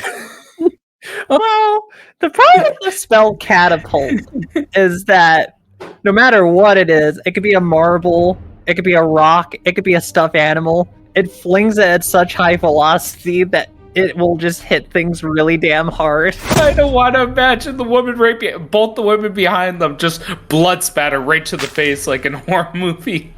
And shit. Worst off, the powder goes off, so anything around them will have to do a con save. Okay, and who does that reach? All of them? All of them. Constitution save for sleeping. That only affects the sleeping condition only affects strength and dexterity. Automatic failure on a strength or dexterity saving throw. Okay, everything else is fine. Awesome. They also fail anything that's like gives them awareness, so like they have disadvantage on perception checks or stuff like that. Okay, so I'm going stage left to stage right for all these rolls. And then as you do that, Seer's looking to the sky and goes like, "You have no escape." Okay, and what was the saving throw again? 13? Yeah. Okay, explain how you kill 3 of the 4 elves. They don't die, they go to sleep. Oh, that was the sleeping one. I thought you said. If an elf goes to death sleep, it dies. That's why they don't do it. Don't say that! Well, they all go to sleep, but one of them stays asleep. There you go. Oh, Yeah. no. But basically, they look at this desperate person going like, "I still give mercy to those, but for you, I don't think my companions will if you continue your actions." that is your choice. And you see Atticus just giving an evil laugh as she's saying this. All right. I would say it's the elf bow or the archer's turns, but let's move past that. Aluya, what do you do for your turn? Things seem to be changing.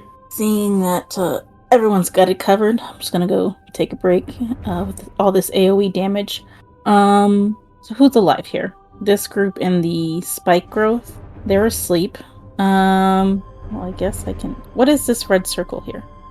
So the smaller one is the difficult terrain from the ground being erupted, and the bigger one is the spike growth.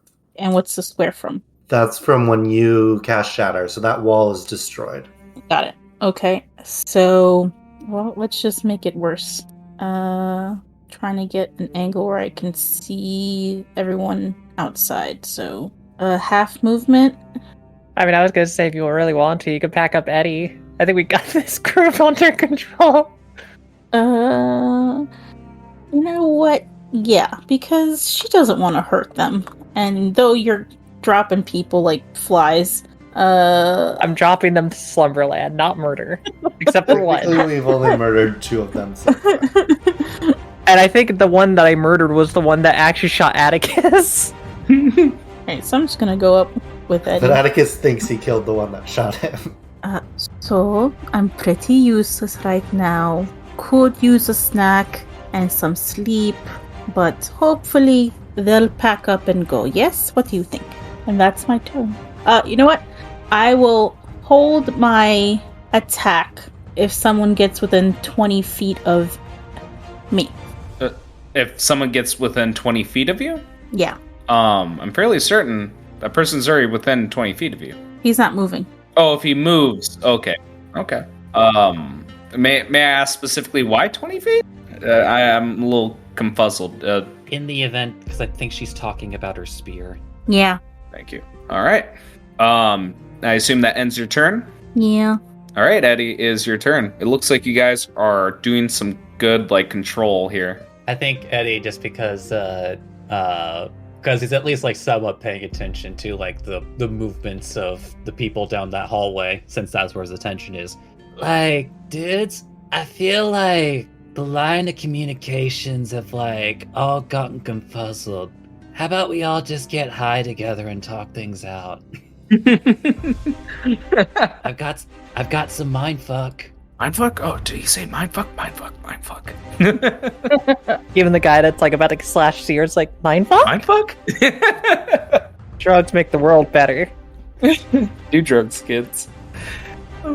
What's Eddie do? I don't know. Does Eddie actually get a response from that? No, absolutely not. In which case, I think Smoky Eddie is going to billow its way, over, around, and through the smoke. Is just I think you should just stay where you are, cause I'm a pretty chill dude, but Eddie can be mean. All right. Anything else you'd like to do? Eddie will end his turn as that. Okay, so Echo Eddie goes down the hallway and essentially creates a bit of a block between the door where the 2 elves sidestepped into and the hallway that is filled with a gust of wind. Yeah. All right, let's start talking about these people's turns. Judy, how does this spike growth work again? It was Or to put in perspective, they take damage anytime they move into a square that is affected by spike growth. Yeah. That also might affect their decision making because they might realize, oh crap, we're trapped. Mm-hmm. Trying to break their morale, basically. And I assume it's 2d4 even when you're walking out of the radius. Yeah. So if they move while in a square with it, they do it, or if they enter. So just making sure this is clear. They can move if they happen to be on the edge of spike growth and move into a square just outside of it. They don't take damage because they moved into a square that is not affected by spike growth. And I'll go with that for now. So let's talk about the swordsman that's the closest to doing any kind of damage as he tries to slash at Seer. Yeah. That's a hit? Yep, that's just a singular hit. and 9 slashing as he just slashes you across the chest. All right, let's take care of the other people. So he's going to move outside. This is the person that got blown off the rail into the foliage, going through the foliage, climbing up the rail. Like spikes begin to grow on the ledge that he's grabbing onto, making his hands bleed as he moves out of it and takes a 2d4 damage. Can you just start, whenever I start moving someone, can you start moving or rolling 2d4 for me, John? So roll 2d4. Okay. Takes a 3 damage, moving out of spike growth, and he is going to move inside and also attacks here since he cannot. 15 feet up for Atticus. Yeah, so he's going to try to kill the woman. 16 to hit. That's my AC. Damn. 6 slashing. All right, let's talk about the other people. This person's asleep. These 2 people are going to be moving. So this one steps forward, 2d4. That's 10 movement. Okay, yep. 10, 20. Owie. I'm going to say ow every time for them. Also, holy crap, Atticus. Yeah. Jeez. Does this guy continue to move forward? Because he's dying. He can't move. If I could dash, but how much would I get out of a dash? He used to 20 well, more feet. importantly, you still get your full movement when you do a dash, but you just keep spending it. Yeah, I'm just trying to think of how much you'd spend for additional movement. That would be 20 feet, wouldn't it? Well, the reason why I'm kind of weirded out is I'm sitting there going like, man, these guys don't care if they're dying. Holy crap. There's nothing. They're gonna try to get out of this shit the best way they can. I'm doing a dash. I'm assuming that's an additional 20 movement just to move 1 square. Make me another roll. Oh my god. And that's 40 movement so far that he's done. And to move out. How's this dude looking? Bad. And he's gonna, I think, use the rest of his movement. Well, close enough. Is that he's moving out of it, so that'd just be regular half. This is hurting my head. So 10 on top of that, that'd be 50. And yeah, full 60 to go over Atticus. Or underneath Atticus. Holy shit. And now I gotta do all that fucking damage. What was that? These guys have no care of their lives. Holy shit. They have a skill called Desperation. That's for crit. It's not for stupidity. It is for a lot of flavor. Let's see. 21 damage total. Holy shit. Just from spike growth. I love that spell. I actually do. He is nearly dead from the spike growth alone. And we're gonna play it again. So, do the damage again. 20. Oh my god! 40. Is this guy sure? Are you sure they would really willingly walk through there to death? Yeah, I mean, it just seems like you might living in the city while we help you, or you die. And he's dying right now. I could fix all them too if they really want me to. They just gotta surrender. Did I roll enough? You moved really quickly, so I was trying to keep it was a 1, 2, 3, 3 rolls. What was all the rolls? 17 total, thank you. Holy fuck. He's nearly dead as well. And we're gonna do it again. 1, 2, 3, and 4. Oh my god, that's 19 points of damage.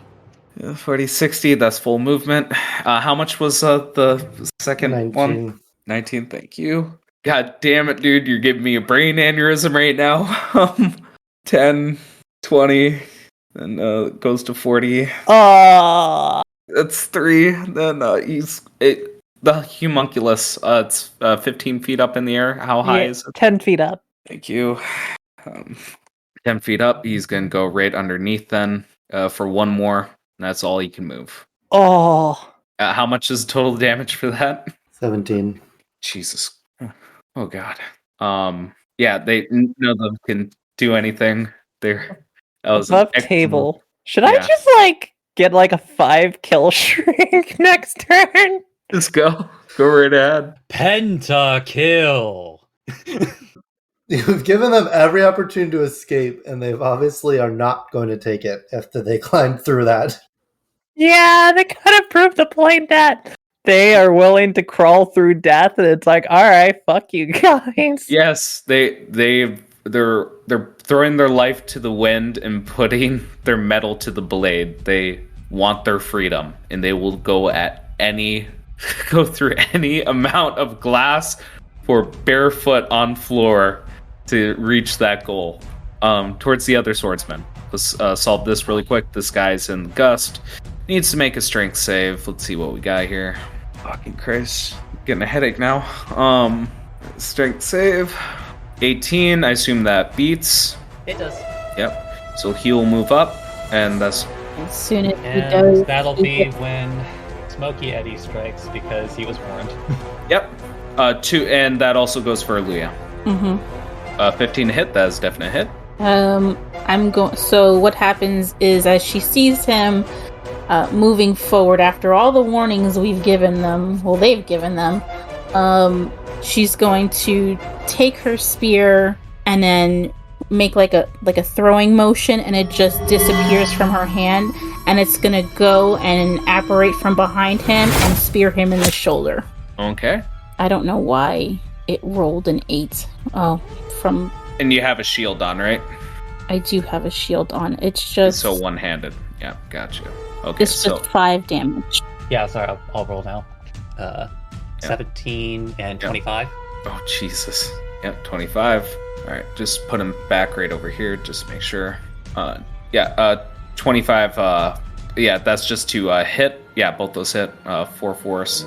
12 total would be 16. 16 force and gets knocked back 20 feet. Okay, thank you. And that's straight back. So Basically, he's all the way back at the end of the hall. yeah, all his effort down the drain. Let's see. So the other ones, after I seeing, told you, Eddie doesn't like it.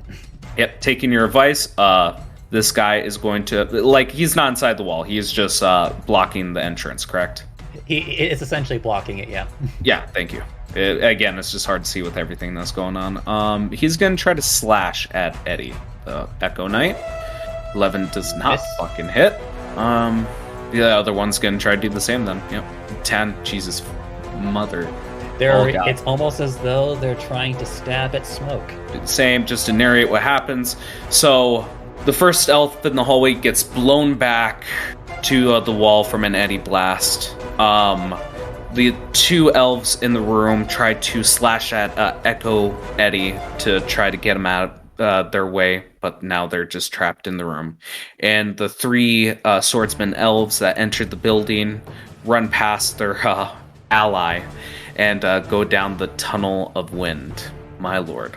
Okay, round 5. So Atticus, I wanted you to explain something to me, or more specifically the audience. I want you to explain to the audience why the hell there are raptors anywhere close to the city. Because, of course, they're friends with the Jaguar. Yes. So during the creation of the city, John decided that the natural habitat, the forest outside the city, is infested with raptors. So just to narrate the scene. How they got to the center of the city, though, I cannot. That's about to be explained. We flash cut during this action to the gate, and during the start of initiative, we see in the gate, around the gate, we see people like moving cages, and you just hear the little skittering, and you see the blue scales of these raptors as they line up towards the gate. They open them up, and they just charge, just saliva drooling and flying into the wind as they look for something to eat. And there happens to be a lot of elves and humans around this place. So, to start off with, let's introduce the raptors to this mess. And I'll make 2 groups for them. Guys, I don't think I have enough mindfuck for everybody. It's gonna take like a whole day to make more. Okay, let me put it this way. I'm gonna try one more goddamn time to talk to these people when it's my turn. Let's see if they'll help us fight raptors, and if they still say no, I'm fucking burning them all. It's like you can choose death by me, death by raptors, or life. Correct! No, you do bring up a serious point that is no longer you versus them. There is a third variable, and the person making the offer is very evident that He does not care about their well-being. I hope so, because these guys fucked themselves up so hard that I'm just going to be having to do damage control to help them out. All right, Atticus, it is now your turn. What do you do? I am gonna cast Speak with Animals. Okay. And I'm gonna step out and kind of climb up the wall again. And call to the raptors. I never thought I would ever hear this in this fucking campaign. Yes, you call to the raptors with Speak with Animals. Raptors, if you join us, I promise you plenty of food and your freedom. Oh no! Okay, what's the thing on this? Okay, okay, what's the intelligence level for speaking with animals? Wasn't it like 6 or 4? This just basically it's limited by their knowledge, so that you can get information from them and you could talk to them. But if they are like really, really dumb, their primal instincts will be the main thing that will control their thoughts. They have a IQ of 4, so. Well, that's better than some human stat blocks, so. Yep, but yes, even speaking to them, you can just they can speak back, right? Yeah, I can communicate with them. Yeah, from what you understand, they're just saying food, food, food, food. Yes, much food. I can give you food. You help me, I give you food. And you just see them staring at the archers as they are really hungry. Okay, have your snack, and then we can discuss. All right. Okay. Does that end your turn? There's still a lot of shit going on. Action to cast that. I'll still check in with Juliet. By the way, when are you going to change your character's avatar picture to be Chris Pratt? Yeah. Well, I just said that was tentative, but now I think it's more of a hairless George Lucas character. I only ask because you've literally negotiated with raptors. That happened to be blue. Well, if you notice, my current character art is also someone who kind of negotiates with raptors, though much more poorly. But yes, well, we'll speak deets. But if that ends your turn, we'll go to Seer. Seer, things are changing. All you have to do when you make your check, all you gotta do is get 10. Just 10. I have a better solution on that if they're saying I need to roll a 10. Just a 10. Just a 10 on a persuasion. At disadvantage with, if memory serves me right, exhaustion.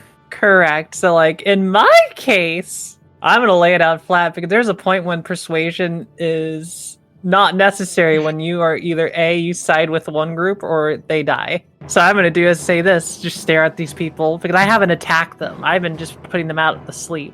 And I'm going to say this. I'll tell you what, since you have been actively trying not to kill them, save the one elf voucher, I will negate the disadvantage. But I still would like a roll and hear how you RP this. All right, here I go.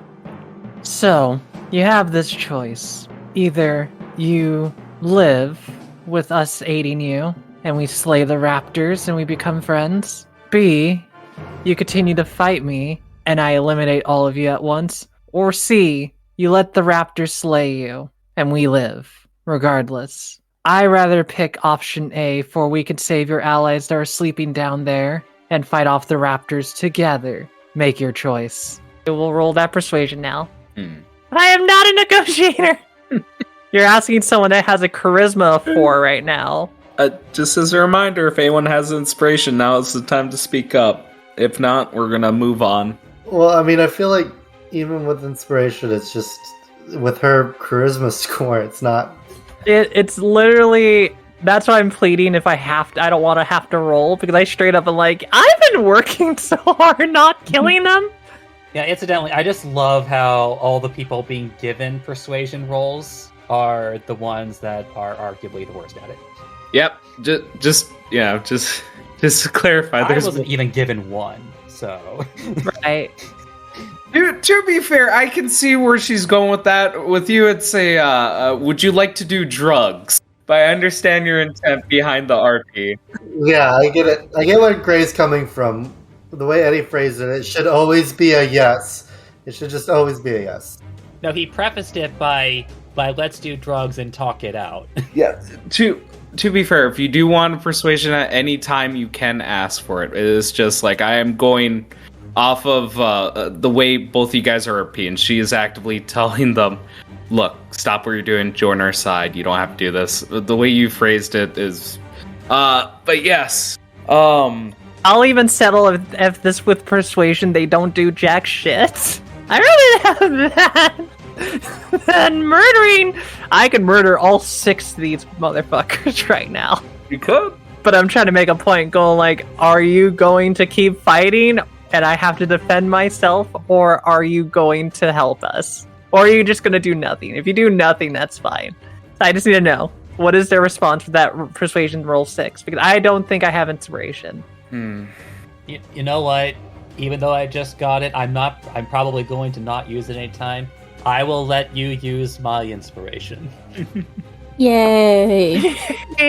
Alright, should I try fucking now? Alright, let's see it. Here I go. I mean, look. This is me being nice. I wasn't actually having high expectations. Oh god, a 0. That's rough. I rolled a 3.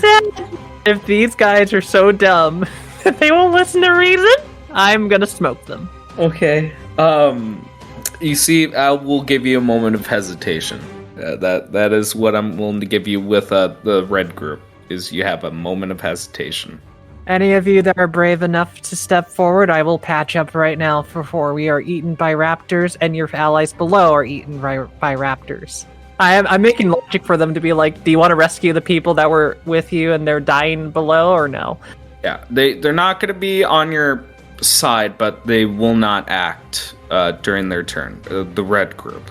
All right, I will not patch them up because I need a willingly person to patch up with the healer's kit. Yeah, they're unwilling at the moment. It is just a moment of hesitation, the heat of battle. You provided a good, there's some very sound logic, but it's again they're hungry for freedom. But it looks like the Raptors are a bit more hungry than they are. Speaking of which, that was my action, right? Or was that just something I did? I did say persuading during this combat to try to make them stop or come to your side what would be standard action. But for this, won't throw it out the window because you got a lot to handle, so you may make an action. All right, my action is to hold a spell. Okay, hold the spell. And I am holding Tasha's brew. But what I'm going to do is that I am going to have basically Rascal fly closer to the raptors above in the air, and channeling my magic through Rascal will shoot a ton of acid at them. Okay. Also, Gray, in case you didn't notice, the spike growth is actually, they can't see it unless they beat a check, so the raptors won't see it. Yeah, no, I was planning for them just to go straight beast mode, just going through it. Let me just make sure how it's going to go with this spell. It's a line, so it's a dexterity save. Okay. And for how many? All of them? Not all of them. I'll post the spell for you. All right, so basically, Tasha's Brew, it is a 30-foot long line, 5 feet wide.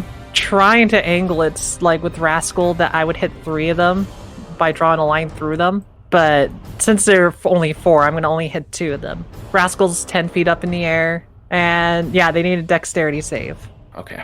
I'm sorry, I'm kind of lost in thought while I was doing a couple things. How many dexterity saves am I making? Just two. Just 2, thank you. But that'll at least slow down 2 raptors. So they'll basically still burn if they run. Okay. One basically I'll go with succeeds. I'm assuming it's this one right here at the very first. Right. So the first one, the one that succeeds, doesn't get covered in acid, it dodges, but the second one that failed gets covered in it, and for the next minute, it will take 2d4 acid damage every turn. Roll that 2d4.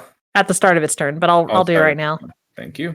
so that you could just keep track of it for this round. Yep, because it will. Their turn starts right after this. Yeah, so 5. All right. One takes 5, the other one does not. You see that you grievously wounded this as it burns through its flesh. Also, All right. that was my held action, by the way. I was able to channel it through Rascal. Okay. So let me make sure I read it correctly because I don't want to accidentally. Oh, actually, Gray, we got to take that back. It's a touch spell that only works. Okay. That's perfectly fine for me. Yeah, so no acid, nothing like that. And instead, I'll just shoot them. Okay. 18? 18 hits. 6 force damage on the one that I already damaged from the thing. So it's just replace the 5 with a 6. Okay. Works out for me. It is now their turn. And they are hungry. So the first one comes up, does a bite, does a claw. First one's a critical, 8d4 damage. And this woman wakes up to a bite across her throat. All right, second one goes in. Yeah, so we'll attack with advantage. It's gonna roll twice. Oh my god. Crit. Yeah, 97, so 16 damage on top of that. Yeah, so the first woman goes down as like her jugular is ripped from her body, and they are just gorging themselves. Goes for the second one. So it goes in for another advantage for a bite and claw. One claw makes it through, scratching the sleeping woman. All right. They definitely wake up now. Yeah, they are. The first one's dead, quite dead. The second one is definitely awake. Oh, important note, because it's easy to forget, but since they were unconscious, those hits were critical hits. Oh, thank you. I think they just die. Yeah, she's not looking good. She's the first bite goes in for the jugular, the second one scratches her stomach, and she is barely surviving. All right, elf archers are, or the one who's awake is stunned by this, and what can she do? She's gonna try to shoot the one farther away from her. And I'm not gonna focus on the disadvantage within 5 feet of range attack. We're not gonna acknowledge that. At least for being near it and not the target in question. The target she's going to be hitting is about 10 feet away. Go the bow. 7 definitely does not hit. Ului, is your turn. Things are going sideways. All right. Let's move up. Okay. To there, kind of get a better view. I'm going to cast Erupting Earth to hit from this guy to this guy. Because if I move it closer, she's going to get hit. Okay. Show me where was the strike? Sorry. Okay. Hang on. I'm trying to put it up on the screen. All right. Erupting Earth. And where's the radius? So, should be 10, 15, 20. Let's start from here. And it's going to go here. Good. Okay. Except for me, dexterity saves for all of them. Is that correct? Okay. 1, 2, 3. 11, 11, 22. I'm going to say 22 is the farthest to the stage right. Wow. I got played hard with that roll. Okay, 3d12, 7 damage. Explain how the first one dies. So she'll walk up and she'll kind of focus her energy, and then you'll start to hear and kind of feel these tremors, and then the earth just shoots up from under these raptors. And one of them gets impaled. Oh, hell yeah. All right. And that is my turn. Okay. Now the ground over there is also difficult terrain. Yep. Eddie, what's the game plan? Eddie just like looking around. Hey, little dude, like there's a lot of people here now. Try to convince them that they might need to join our side for the person that let them come over to try take our heads has released raptors possibly behind them. So they might die regardless. Oh, that's it? And that we want to not kill them. I'd rather be nice with them. I'm a doctor, not a murderer. I'm a doctor, damn it. Wait, I got it. It's just like does like a light fist into like hand motion. Mom and Pops had done this before, and he just kind of like raises his voice enough to be heard. Hey dudes, How about I give you guys a counteroffer? And they give you like an arched eyebrow as they like brave your gust. How about, instead of doing whatever like that weird dude said to do, how about you help us take back the city, and in exchange, anyone who helps us gets a job with the Nexus conglomerate with benefits. And also doesn't get eaten by raptors. The raptors aside, I think like one of the elves tries to hit the crux of the issue of just like, but we can't leave! How can you promise us freedom if we can't leave? We'll just kill the dude ourselves. You're stunned. Give me persuasion. DC 10, I hope you're able to get it. And if you can't, I'd be very depressed. I will be depressed. Jinx. Yeah. Give me a second here. Where is it? Wow. Yeah. It looks like they all like share a glance at your words. They look towards you. If you guarantee our freedom, life for our families, then you have our sword. Well, the bows would be nice too, but yeah, the swords. I'll assume that's his action. Yeah, since that was actually successful. But in which case Eddie will drop concentration off of a gust of wind. Okay. All right. They're gonna start dashing towards the party. 50. Then it moves in, and can you start rolling damage for me, please? Got you. Okay. So the first raptor starts dashing forward and goes 5. into the spike growth. Takes 5 points damage. Moves in another one. 7. 7. It dies. Going into the spike growth. Just falls over. Yeah. Fucking dies going into the spike growth. The other raptor's looking at this quirk ahead. And I think, yes, it would go after the archers as well. Okay, I'm just laughing. They're like, swordsmen are not as smart as raptors. Would they go around? Oh, no, you're right. They would try to go through. Let's try to experiment a little bit here. So the other one goes 40 feet forward thinking it's in the clear. Yeah, they can't even fucking see it. They just know that when the raptors died. First one goes through, goes into the spike growth, trying to go after the archers thinking it's more clever.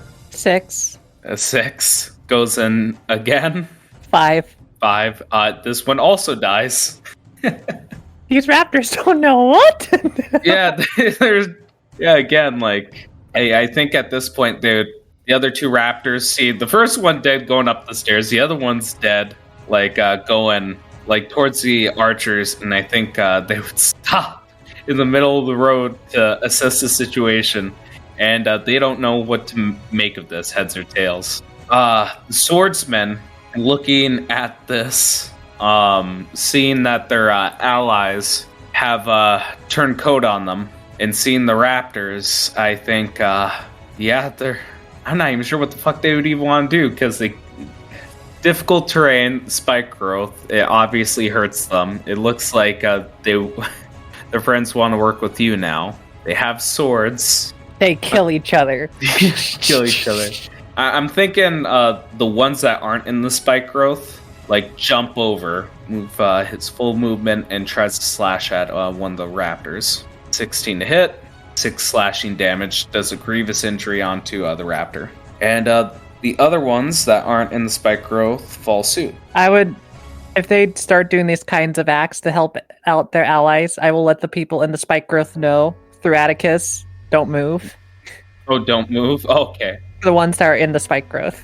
I can't really make it that far, but we see like half of the group that was storming the front, the doors leading into the manor, jump over the railing, go through the foliage to try to attack the raptors that are killing the archers. That would end their turn, and it's the raptors in the back that are trying to make a push through. I mean, the door is open. Yep, 30. Okay. And they begin to run through the back door. Finally, it's the swordsmen in the hallway, and I think they try to create a choke point for the raptors. One guy stands and tries to slay them, does a grievous injury on the one heading the charge of the raptors. And I think the other ones get into position. And the other guys go out into the hallway. Holy shit, I'm moving shit around. It is the next round, and these guys are a little out of order. Is Atticus's turn, and you hear in the distance more raptors coming. Well, I know Atticus wouldn't want to kill the raptors, but he probably would aim for people that are making the raptors come towards us. Then, ultimately, with Atticus, he will actually hold a round for a raptor that attempts to, go against their new overlord that asked them to be nice, constantly pleading to them, being like, if you are working with us, you'll get plenty of food, and if you don't, I will shoot you. And I think Atticus will hold that action to shoot a raptor. They try to, eat one of the players, or one of the people are trying to, be friends with raptors. All right, sounds good to me. All right, give me one moment. It is the Velociraptor's turns, and it is the purple team that are mowing down onto the archers. And they, I think the one that got slashed is going to go after, he's going to go after the kill. I mean, they're dead. Yeah, they're definitely They're very dead. Yeah. So the first bite, it goes after the woman, tears out her jugular. She is now dead. It's another archer gone. The other two are still asleep. All right. And Claw goes after the swordsman that is that attacked it. Takes just a scratch. The other raptor goes in for a couple hits at the swordsman. Oh, I think he dies. Might. Okay, now I just gotta add up all that damage really quick. 19 damage. Yes, it. Second raptor just goes in for the bite and kill as he just jumps onto him. He's on the ground, and you guys just see blood and flesh being torn from his body. Uh-oh, wait a minute. Hold up. I think your initiative order broke. What do you mean? I should have gone next. Didn't I say, how I'll handle it, just because I don't want to backtrack too much. No, you don't have to backtrack. I'll keep the death, but I'll stop what they're doing. You can act now. Okay, that was weird. Do you think I might have just pressed too fast? That's okay. Alright. Sierra's gonna take a step to the right, and seeing people die, grab a vial, shake it up, chuck the vial at the raptors, and do an acid splash to these guys here. Okay. And I assume you're going to do it in a way that, what's the splash, what's the range? I get to choose two creatures. Okay. If they're in range with each other, and they're right by each other, because of pack tactics. Damn right. Double-edged sword. So, they need to do dexterity save, and I will use Alchemist Savant. Mm-hmm. It's save versus suck, so they succeed. And all right. Not die. Stage left to stage right, in order of saves. And you said dexterity. And 10 points of acid. Okay. 10 points of acid to both of them. Explain how you brutally murder both these raptors. As this vial flies in the air, before it hits the ground, it looks like it's about to break in the glass, and just tapping the glass just makes it pop as this acidic solution just starts bubbling and brewing violently out, covering these raptors facially in the face, and they just start, screaming in pain and raptor noises, and the face immediately starts to melt off, and they just die because they now you see the skulls are just dissolving away. Oh, jeez, that is brutal as all hell. I'm a pacifist. Also, as a bonus action, I will be commanding Rascal to shoot the other raptor. Okay. And Rascal will do so. Okay. 16. 16 definitely hits. 4 force. 4 force, all right. Man, it survived that earthquake and it survived that shot? No, it's dead. Okay, I would be like, damn! No, that's not a party velociraptor. It is dead as hell. Okay. And then Seer's last thing they'll say, it's like, wake up your friends and then bring them over. Okay. Yep. Is the elf bowmen or archers, they are both asleep. Aluya, it is your turn. Aluya, just for shits and giggles, make me a perception check. With a 4 perception check, No. No. You don't notice anything. What would you like to do on your turn? I'm gonna scoot over to this side Mm-hmm. so I can get a better view of what's going on through this big blasted hole. Mm-hmm. Boop. And I will cast Chromatic Orb on both of these by expending my sorcery point for a twin spell. Mm. I will do it at first level. And I will do it as acid damage, seeing what Seer did to the other raptors. Oh, that's the first roll. That's for one of them. They get Oh a my crit. god. Hold on, one of them. One of them. Okay. And then the second one. So what you're going to see is that she's going to scoot to the side to get a better view of what's going on outside. And then she's going to point her spear, and as she's channeling the energy, it's going to start to turn green, and it's going to shoot out and kind of pop like a balloon onto the raptors. Yeah, so that's you. Was there a dexterity save, or was it just roll to hit? I can't remember. Roll to hit. Roll to hit, yeah. And it damages both of them? Yep, one of them was crit damage for... Just tell me how you kill them. I guarantee your minimum damage. Just fucking destroyed these two. Yeah, one of them was 25 damage, one was 14 damage. Yeah, they're both super dead. Explain their death as it hits them. So, focusing in on the energy, this ball kind of gets bigger and bigger as it gets closer to them, and just pop! It gets splashed all over them, and you're going to see everything in them, from their flesh to their muscle, all the way down to their bone. Slowly. Yeah. I think it's important to note, with all this raptor death, you guys do notice that their blood seems acidic. Or I think a better way of putting it is very poisonous. Mm-hmm. Other than that, yes. Does that end your turn? Yes, it does. All right. Then it goes off to, pretty sure that's my dead team there. Yeah. Pink team's dead. Those lost raptors don't act. These guys were told not to move, but these guys who can, the elven swordsmen, the two now that can move, go over to wake up their companions. Yeah. But, where the hell were we? It's your turn. Tell me what you do. All right, so I think maybe to help do things a bit, it's like Smokey Eddie is going to venture over here, and then regular Eddie is going to swap places with him. And then I forget, is this one already damaged? Yep. Okay. It's like we'll do Eddie Blast from here just to see if we can. All right. Yep. So Eddie Blast on that one. Let me look at it. With a 9 No. to hit. Yeah, 9. No. Do another one. 17. Yep, there you go. For 6 force. Okay, it is absolutely dead. Animate that for me, please. So, Smokey Eddie just billows down the hallway into the conveniently empty space that was left behind, and suddenly that form takes on a much more flesh-looking Eddie, as a smoke blasts out from his form and incinerates that Velociraptor outright. And probably as good a time as any to just go ahead and do the action surge and get the next Velociraptor down the line. Okay. For a 12? 12 does not hit. 24. 24 hits. 11.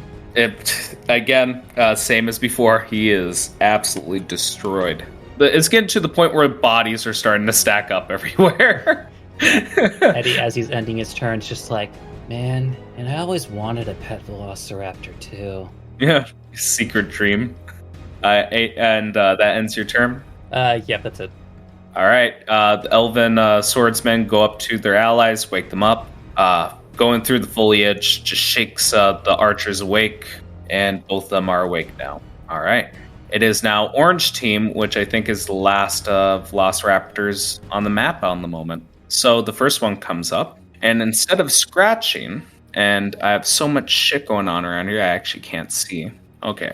I'm going to preface by saying, Eddie, you do have, I'm going to grant you half cover with a person right in front of you. So Keep that in mind as this Velociraptor comes up with the charge, and seeing that's outnumbered, you see like the spikes on its back begin to flare up like a peacock, and you see like a purple smoke emanate from its mouth as it opens up wide, and you just see like a gust, a breath, a huge cloud of purple smoke come from its mouth towards the 3 archers and you right in front of it. I'll show you really quick. It'll say 13 dexterity save. Dope. 13. Yeah. That's like the 3rd dexterity save. That's an 11, but with Wait, you gave them half speed. cover.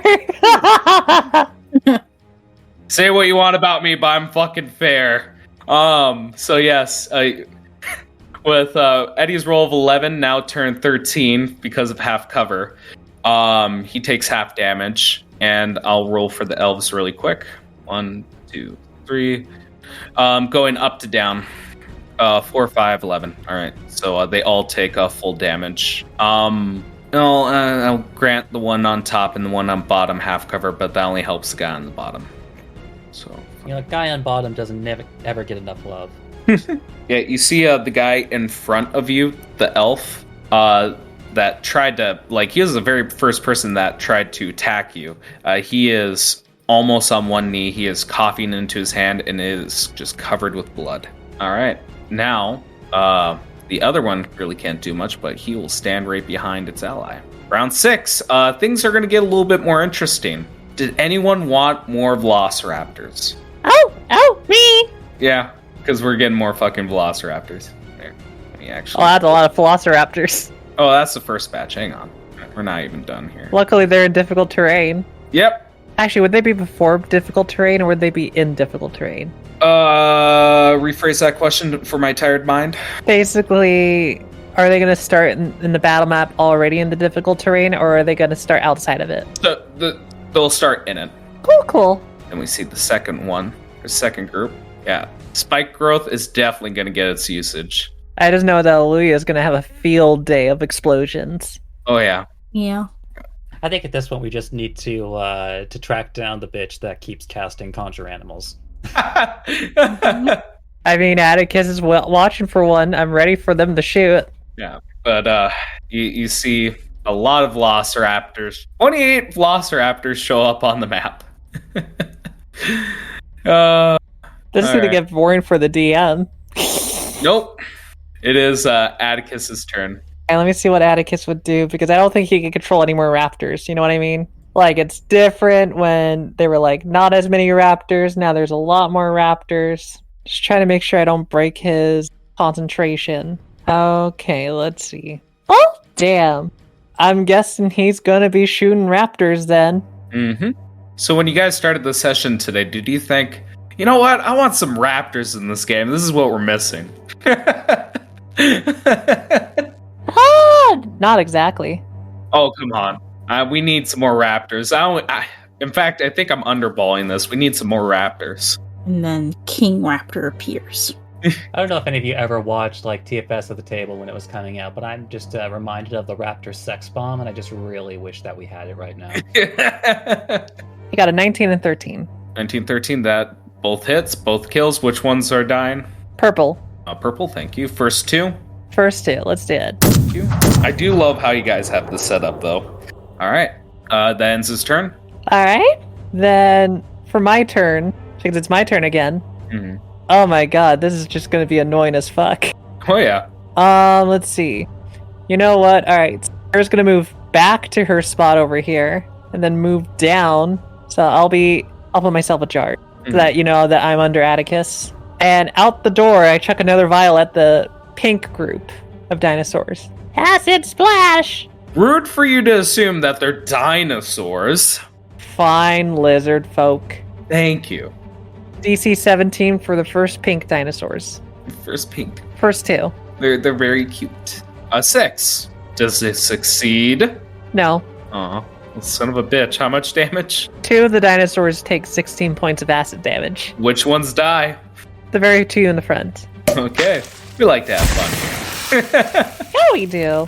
Okay. Anything else on your turn? Let's Well, damn. Am I gonna have to use that spell? Not yet. Not yet. That's gonna be my ace in the hole. I will command Rascal to shoot the purple dinosaurs and be a nuisance to them. So Rascal's gonna shoot one of them. Okay. 11? Does not hit. Fair enough. Then Rascal will fly up even higher, right above everybody, so they get a good vantage point. Okay. Does that end your turn? Yep, end of my turn. Okay. Which one was that one? My lord. That looks like purple to me. Yep. Okay, so the velociraptors from stage left of the manor, where the archers were, they are going to start going forward. So that'd be 10, be 20. First one comes out, and it is going to go after the person with the most blood going out. So it's going to attack the injured elf. Okay. So the second one comes up, so 10, 20, and it is going to attack the other injured elf. This time at advantage. One crit, the other one's not a crit. Wow. That would be 17 points of damage as it bites his leg and scratches his ankle. Okay, the other ones start to move up and dash. All right, is the elf archer's turn. I assume that they were smart enough, like, to hear. You think the elven swordsmen were smart enough to say, "Look, go exactly the way we came"? I don't think they're dumb. Okay. They're desperate, but not dumb. 30 as Seer, you see like one of the elves trying to get up, and another one following suit. All right, Aluya. His eye. It is now your turn. You see more velociraptors. You see the elven archers running through the foliage to get up on the ledge to get to the manor.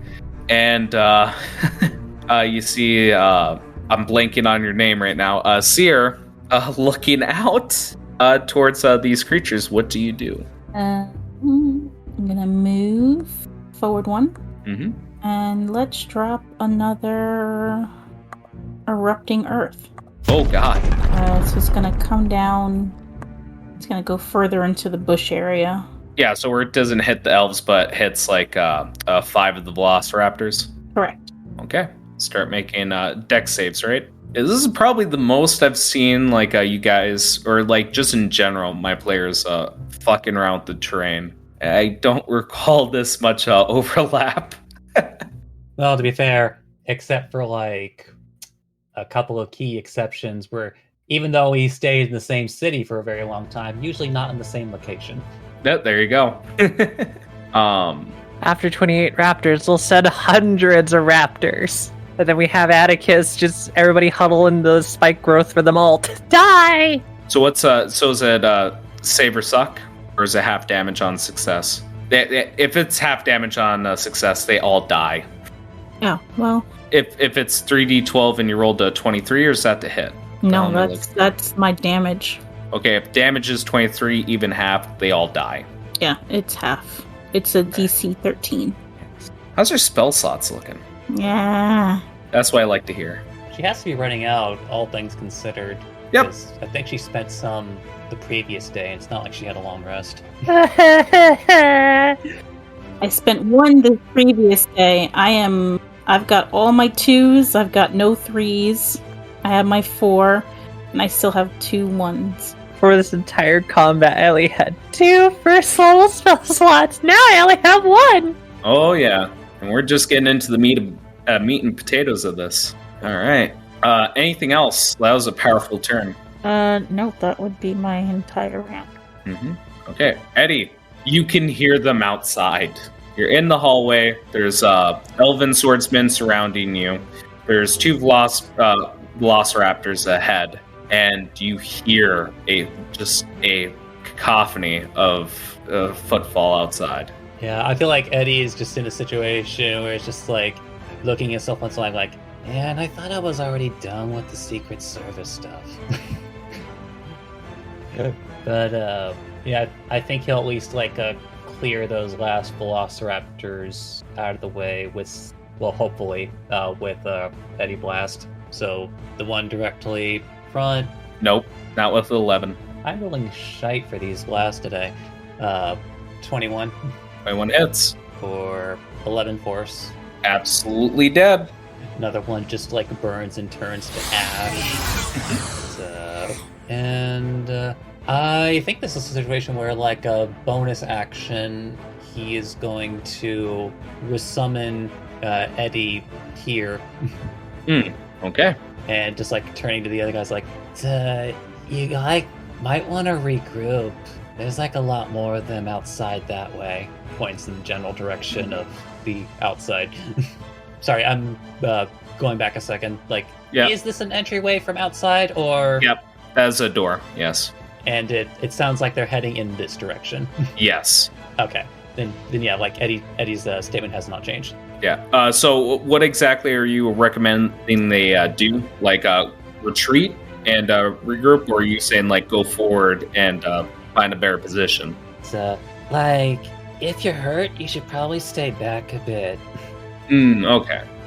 Looking very specifically at the one that's bleeding out. Yeah. No, I can still fight. I'm not dying. You're dying. Mother didn't raise a pussy. Yeah, that'll be all that Eddie can do. Pink team goes forward. And let's repeat the process. Goes into the spike growth. Start rolling that fucking damage. Here. I'm ready. Sorry, I was just start rolling damage. I'm gonna. Sorry, I had to talk to someone. That's 5. 5. Next one. 8. Yep, we see a repeat of what happened before as the Velociraptors go up the stairs, and another one is dead there. All right, hold on. Yep, more damage. 4. Okay, next one. 5. Next one. 7. Dead. Okay, I think after 3 corpses for that, they have a clear path of where not to go. This one will charge forward. Roll damage. 6. Rolled again. 4. 4. All right. This one also dies. And again, there's 2 dead over here. So I'm fairly certain that's painting the path of where they don't want to go if they want to live. So I'm thinking this one charges almost 60 feet forward towards where the elven archers were in front of the manor. All right. Now it's the elf swordsman as they try to fend off the velociraptors that are coming this way. At least chop the one that's at their foot. Yeah, 15 to hit. That's 5 damage. All right. I think they actually stand put because they want to protect their allies as they're making their retreat. Now for the fun one, all the velociraptors in the back, all of them are coming. You know what? I'm going to say this velociraptor probably didn't notice Eddie, so it's going to move forward. You can make in tech if you want Eddie. Yeah, let's just see if we can just knock this one off the board. 15. 15 hits. Or 12. 12 damage does kill it. The rest start charging in. Okay, first one comes in, attacks Eddie, because he sees something in its way. 10, I assume, doesn't hit. No. 17. I can't remember. Does 17 hit your AC for Eddie? 17's enough to kill it. Yep. So it goes through attacks, and the rest of them will start dashing forward. You just see a conga line of velociraptors coming in through the back door. But again, there's a choke point. There's no windows to break through, at least on this side. And things are starting to look a little troubling for them as they don't have much mobility. Unfortunately, for the injured guy, he might have to make a gambit by trying to heed Eddie's advice. Going through his ally square really quick. Let me do quick opportunity attack. A crit. Okay. Oh. And Eddie's advice killed them. With a critical hit, that's 14 damage. Hold on. Okay. I feel like he's smart enough to make a disengage. Yeah, he was. Oh, I'm sorry. No, that is very valid. We're talking to Gray, who's losing his brain cells from sleep. I'm so sorry. I keep forgetting that they have more than what I have on my character sheet. That is a very good objection. I don't overrule it. He is smart enough to do disengage and go around. Damn, but if I was close. Oh well, guess I'll die. Another guy goes into the way, essentially moving forward, trying to maintain this choke point, but you guys are all aware that these things are capable of breathing out poisonous breath. Is going to go in for a slash. With a crit hit back, holy fuck. but not enough to kill it. With 8 damage. Nearly killed it, though. Atticus, it is your turn. Atticus does notice something. Unfortunately, I can't RP with Atticus, but he does hear the distinct... you guys ever have the little horns on the bike? Like, you know... Yep, you hear that. At least he hears that in the distance with, like, some squeaking. Like, eat-er, eat-er, eat-er. And it's just a honk-honk. Climbs up higher to see the fuck it is? If he does climb up higher, what he sees in the distance makes his jaw slightly slacken in disbelief as he sees behind the corner what can be best described as dragon-like, as it has a fly-like eyes, buck teeth, a ruffle collar, and a clown suit on, as it is slowly riding along on a tiny little bicycle as he sees a Jabberwock slowly making his way to the location. Why do you hate us? What did we do?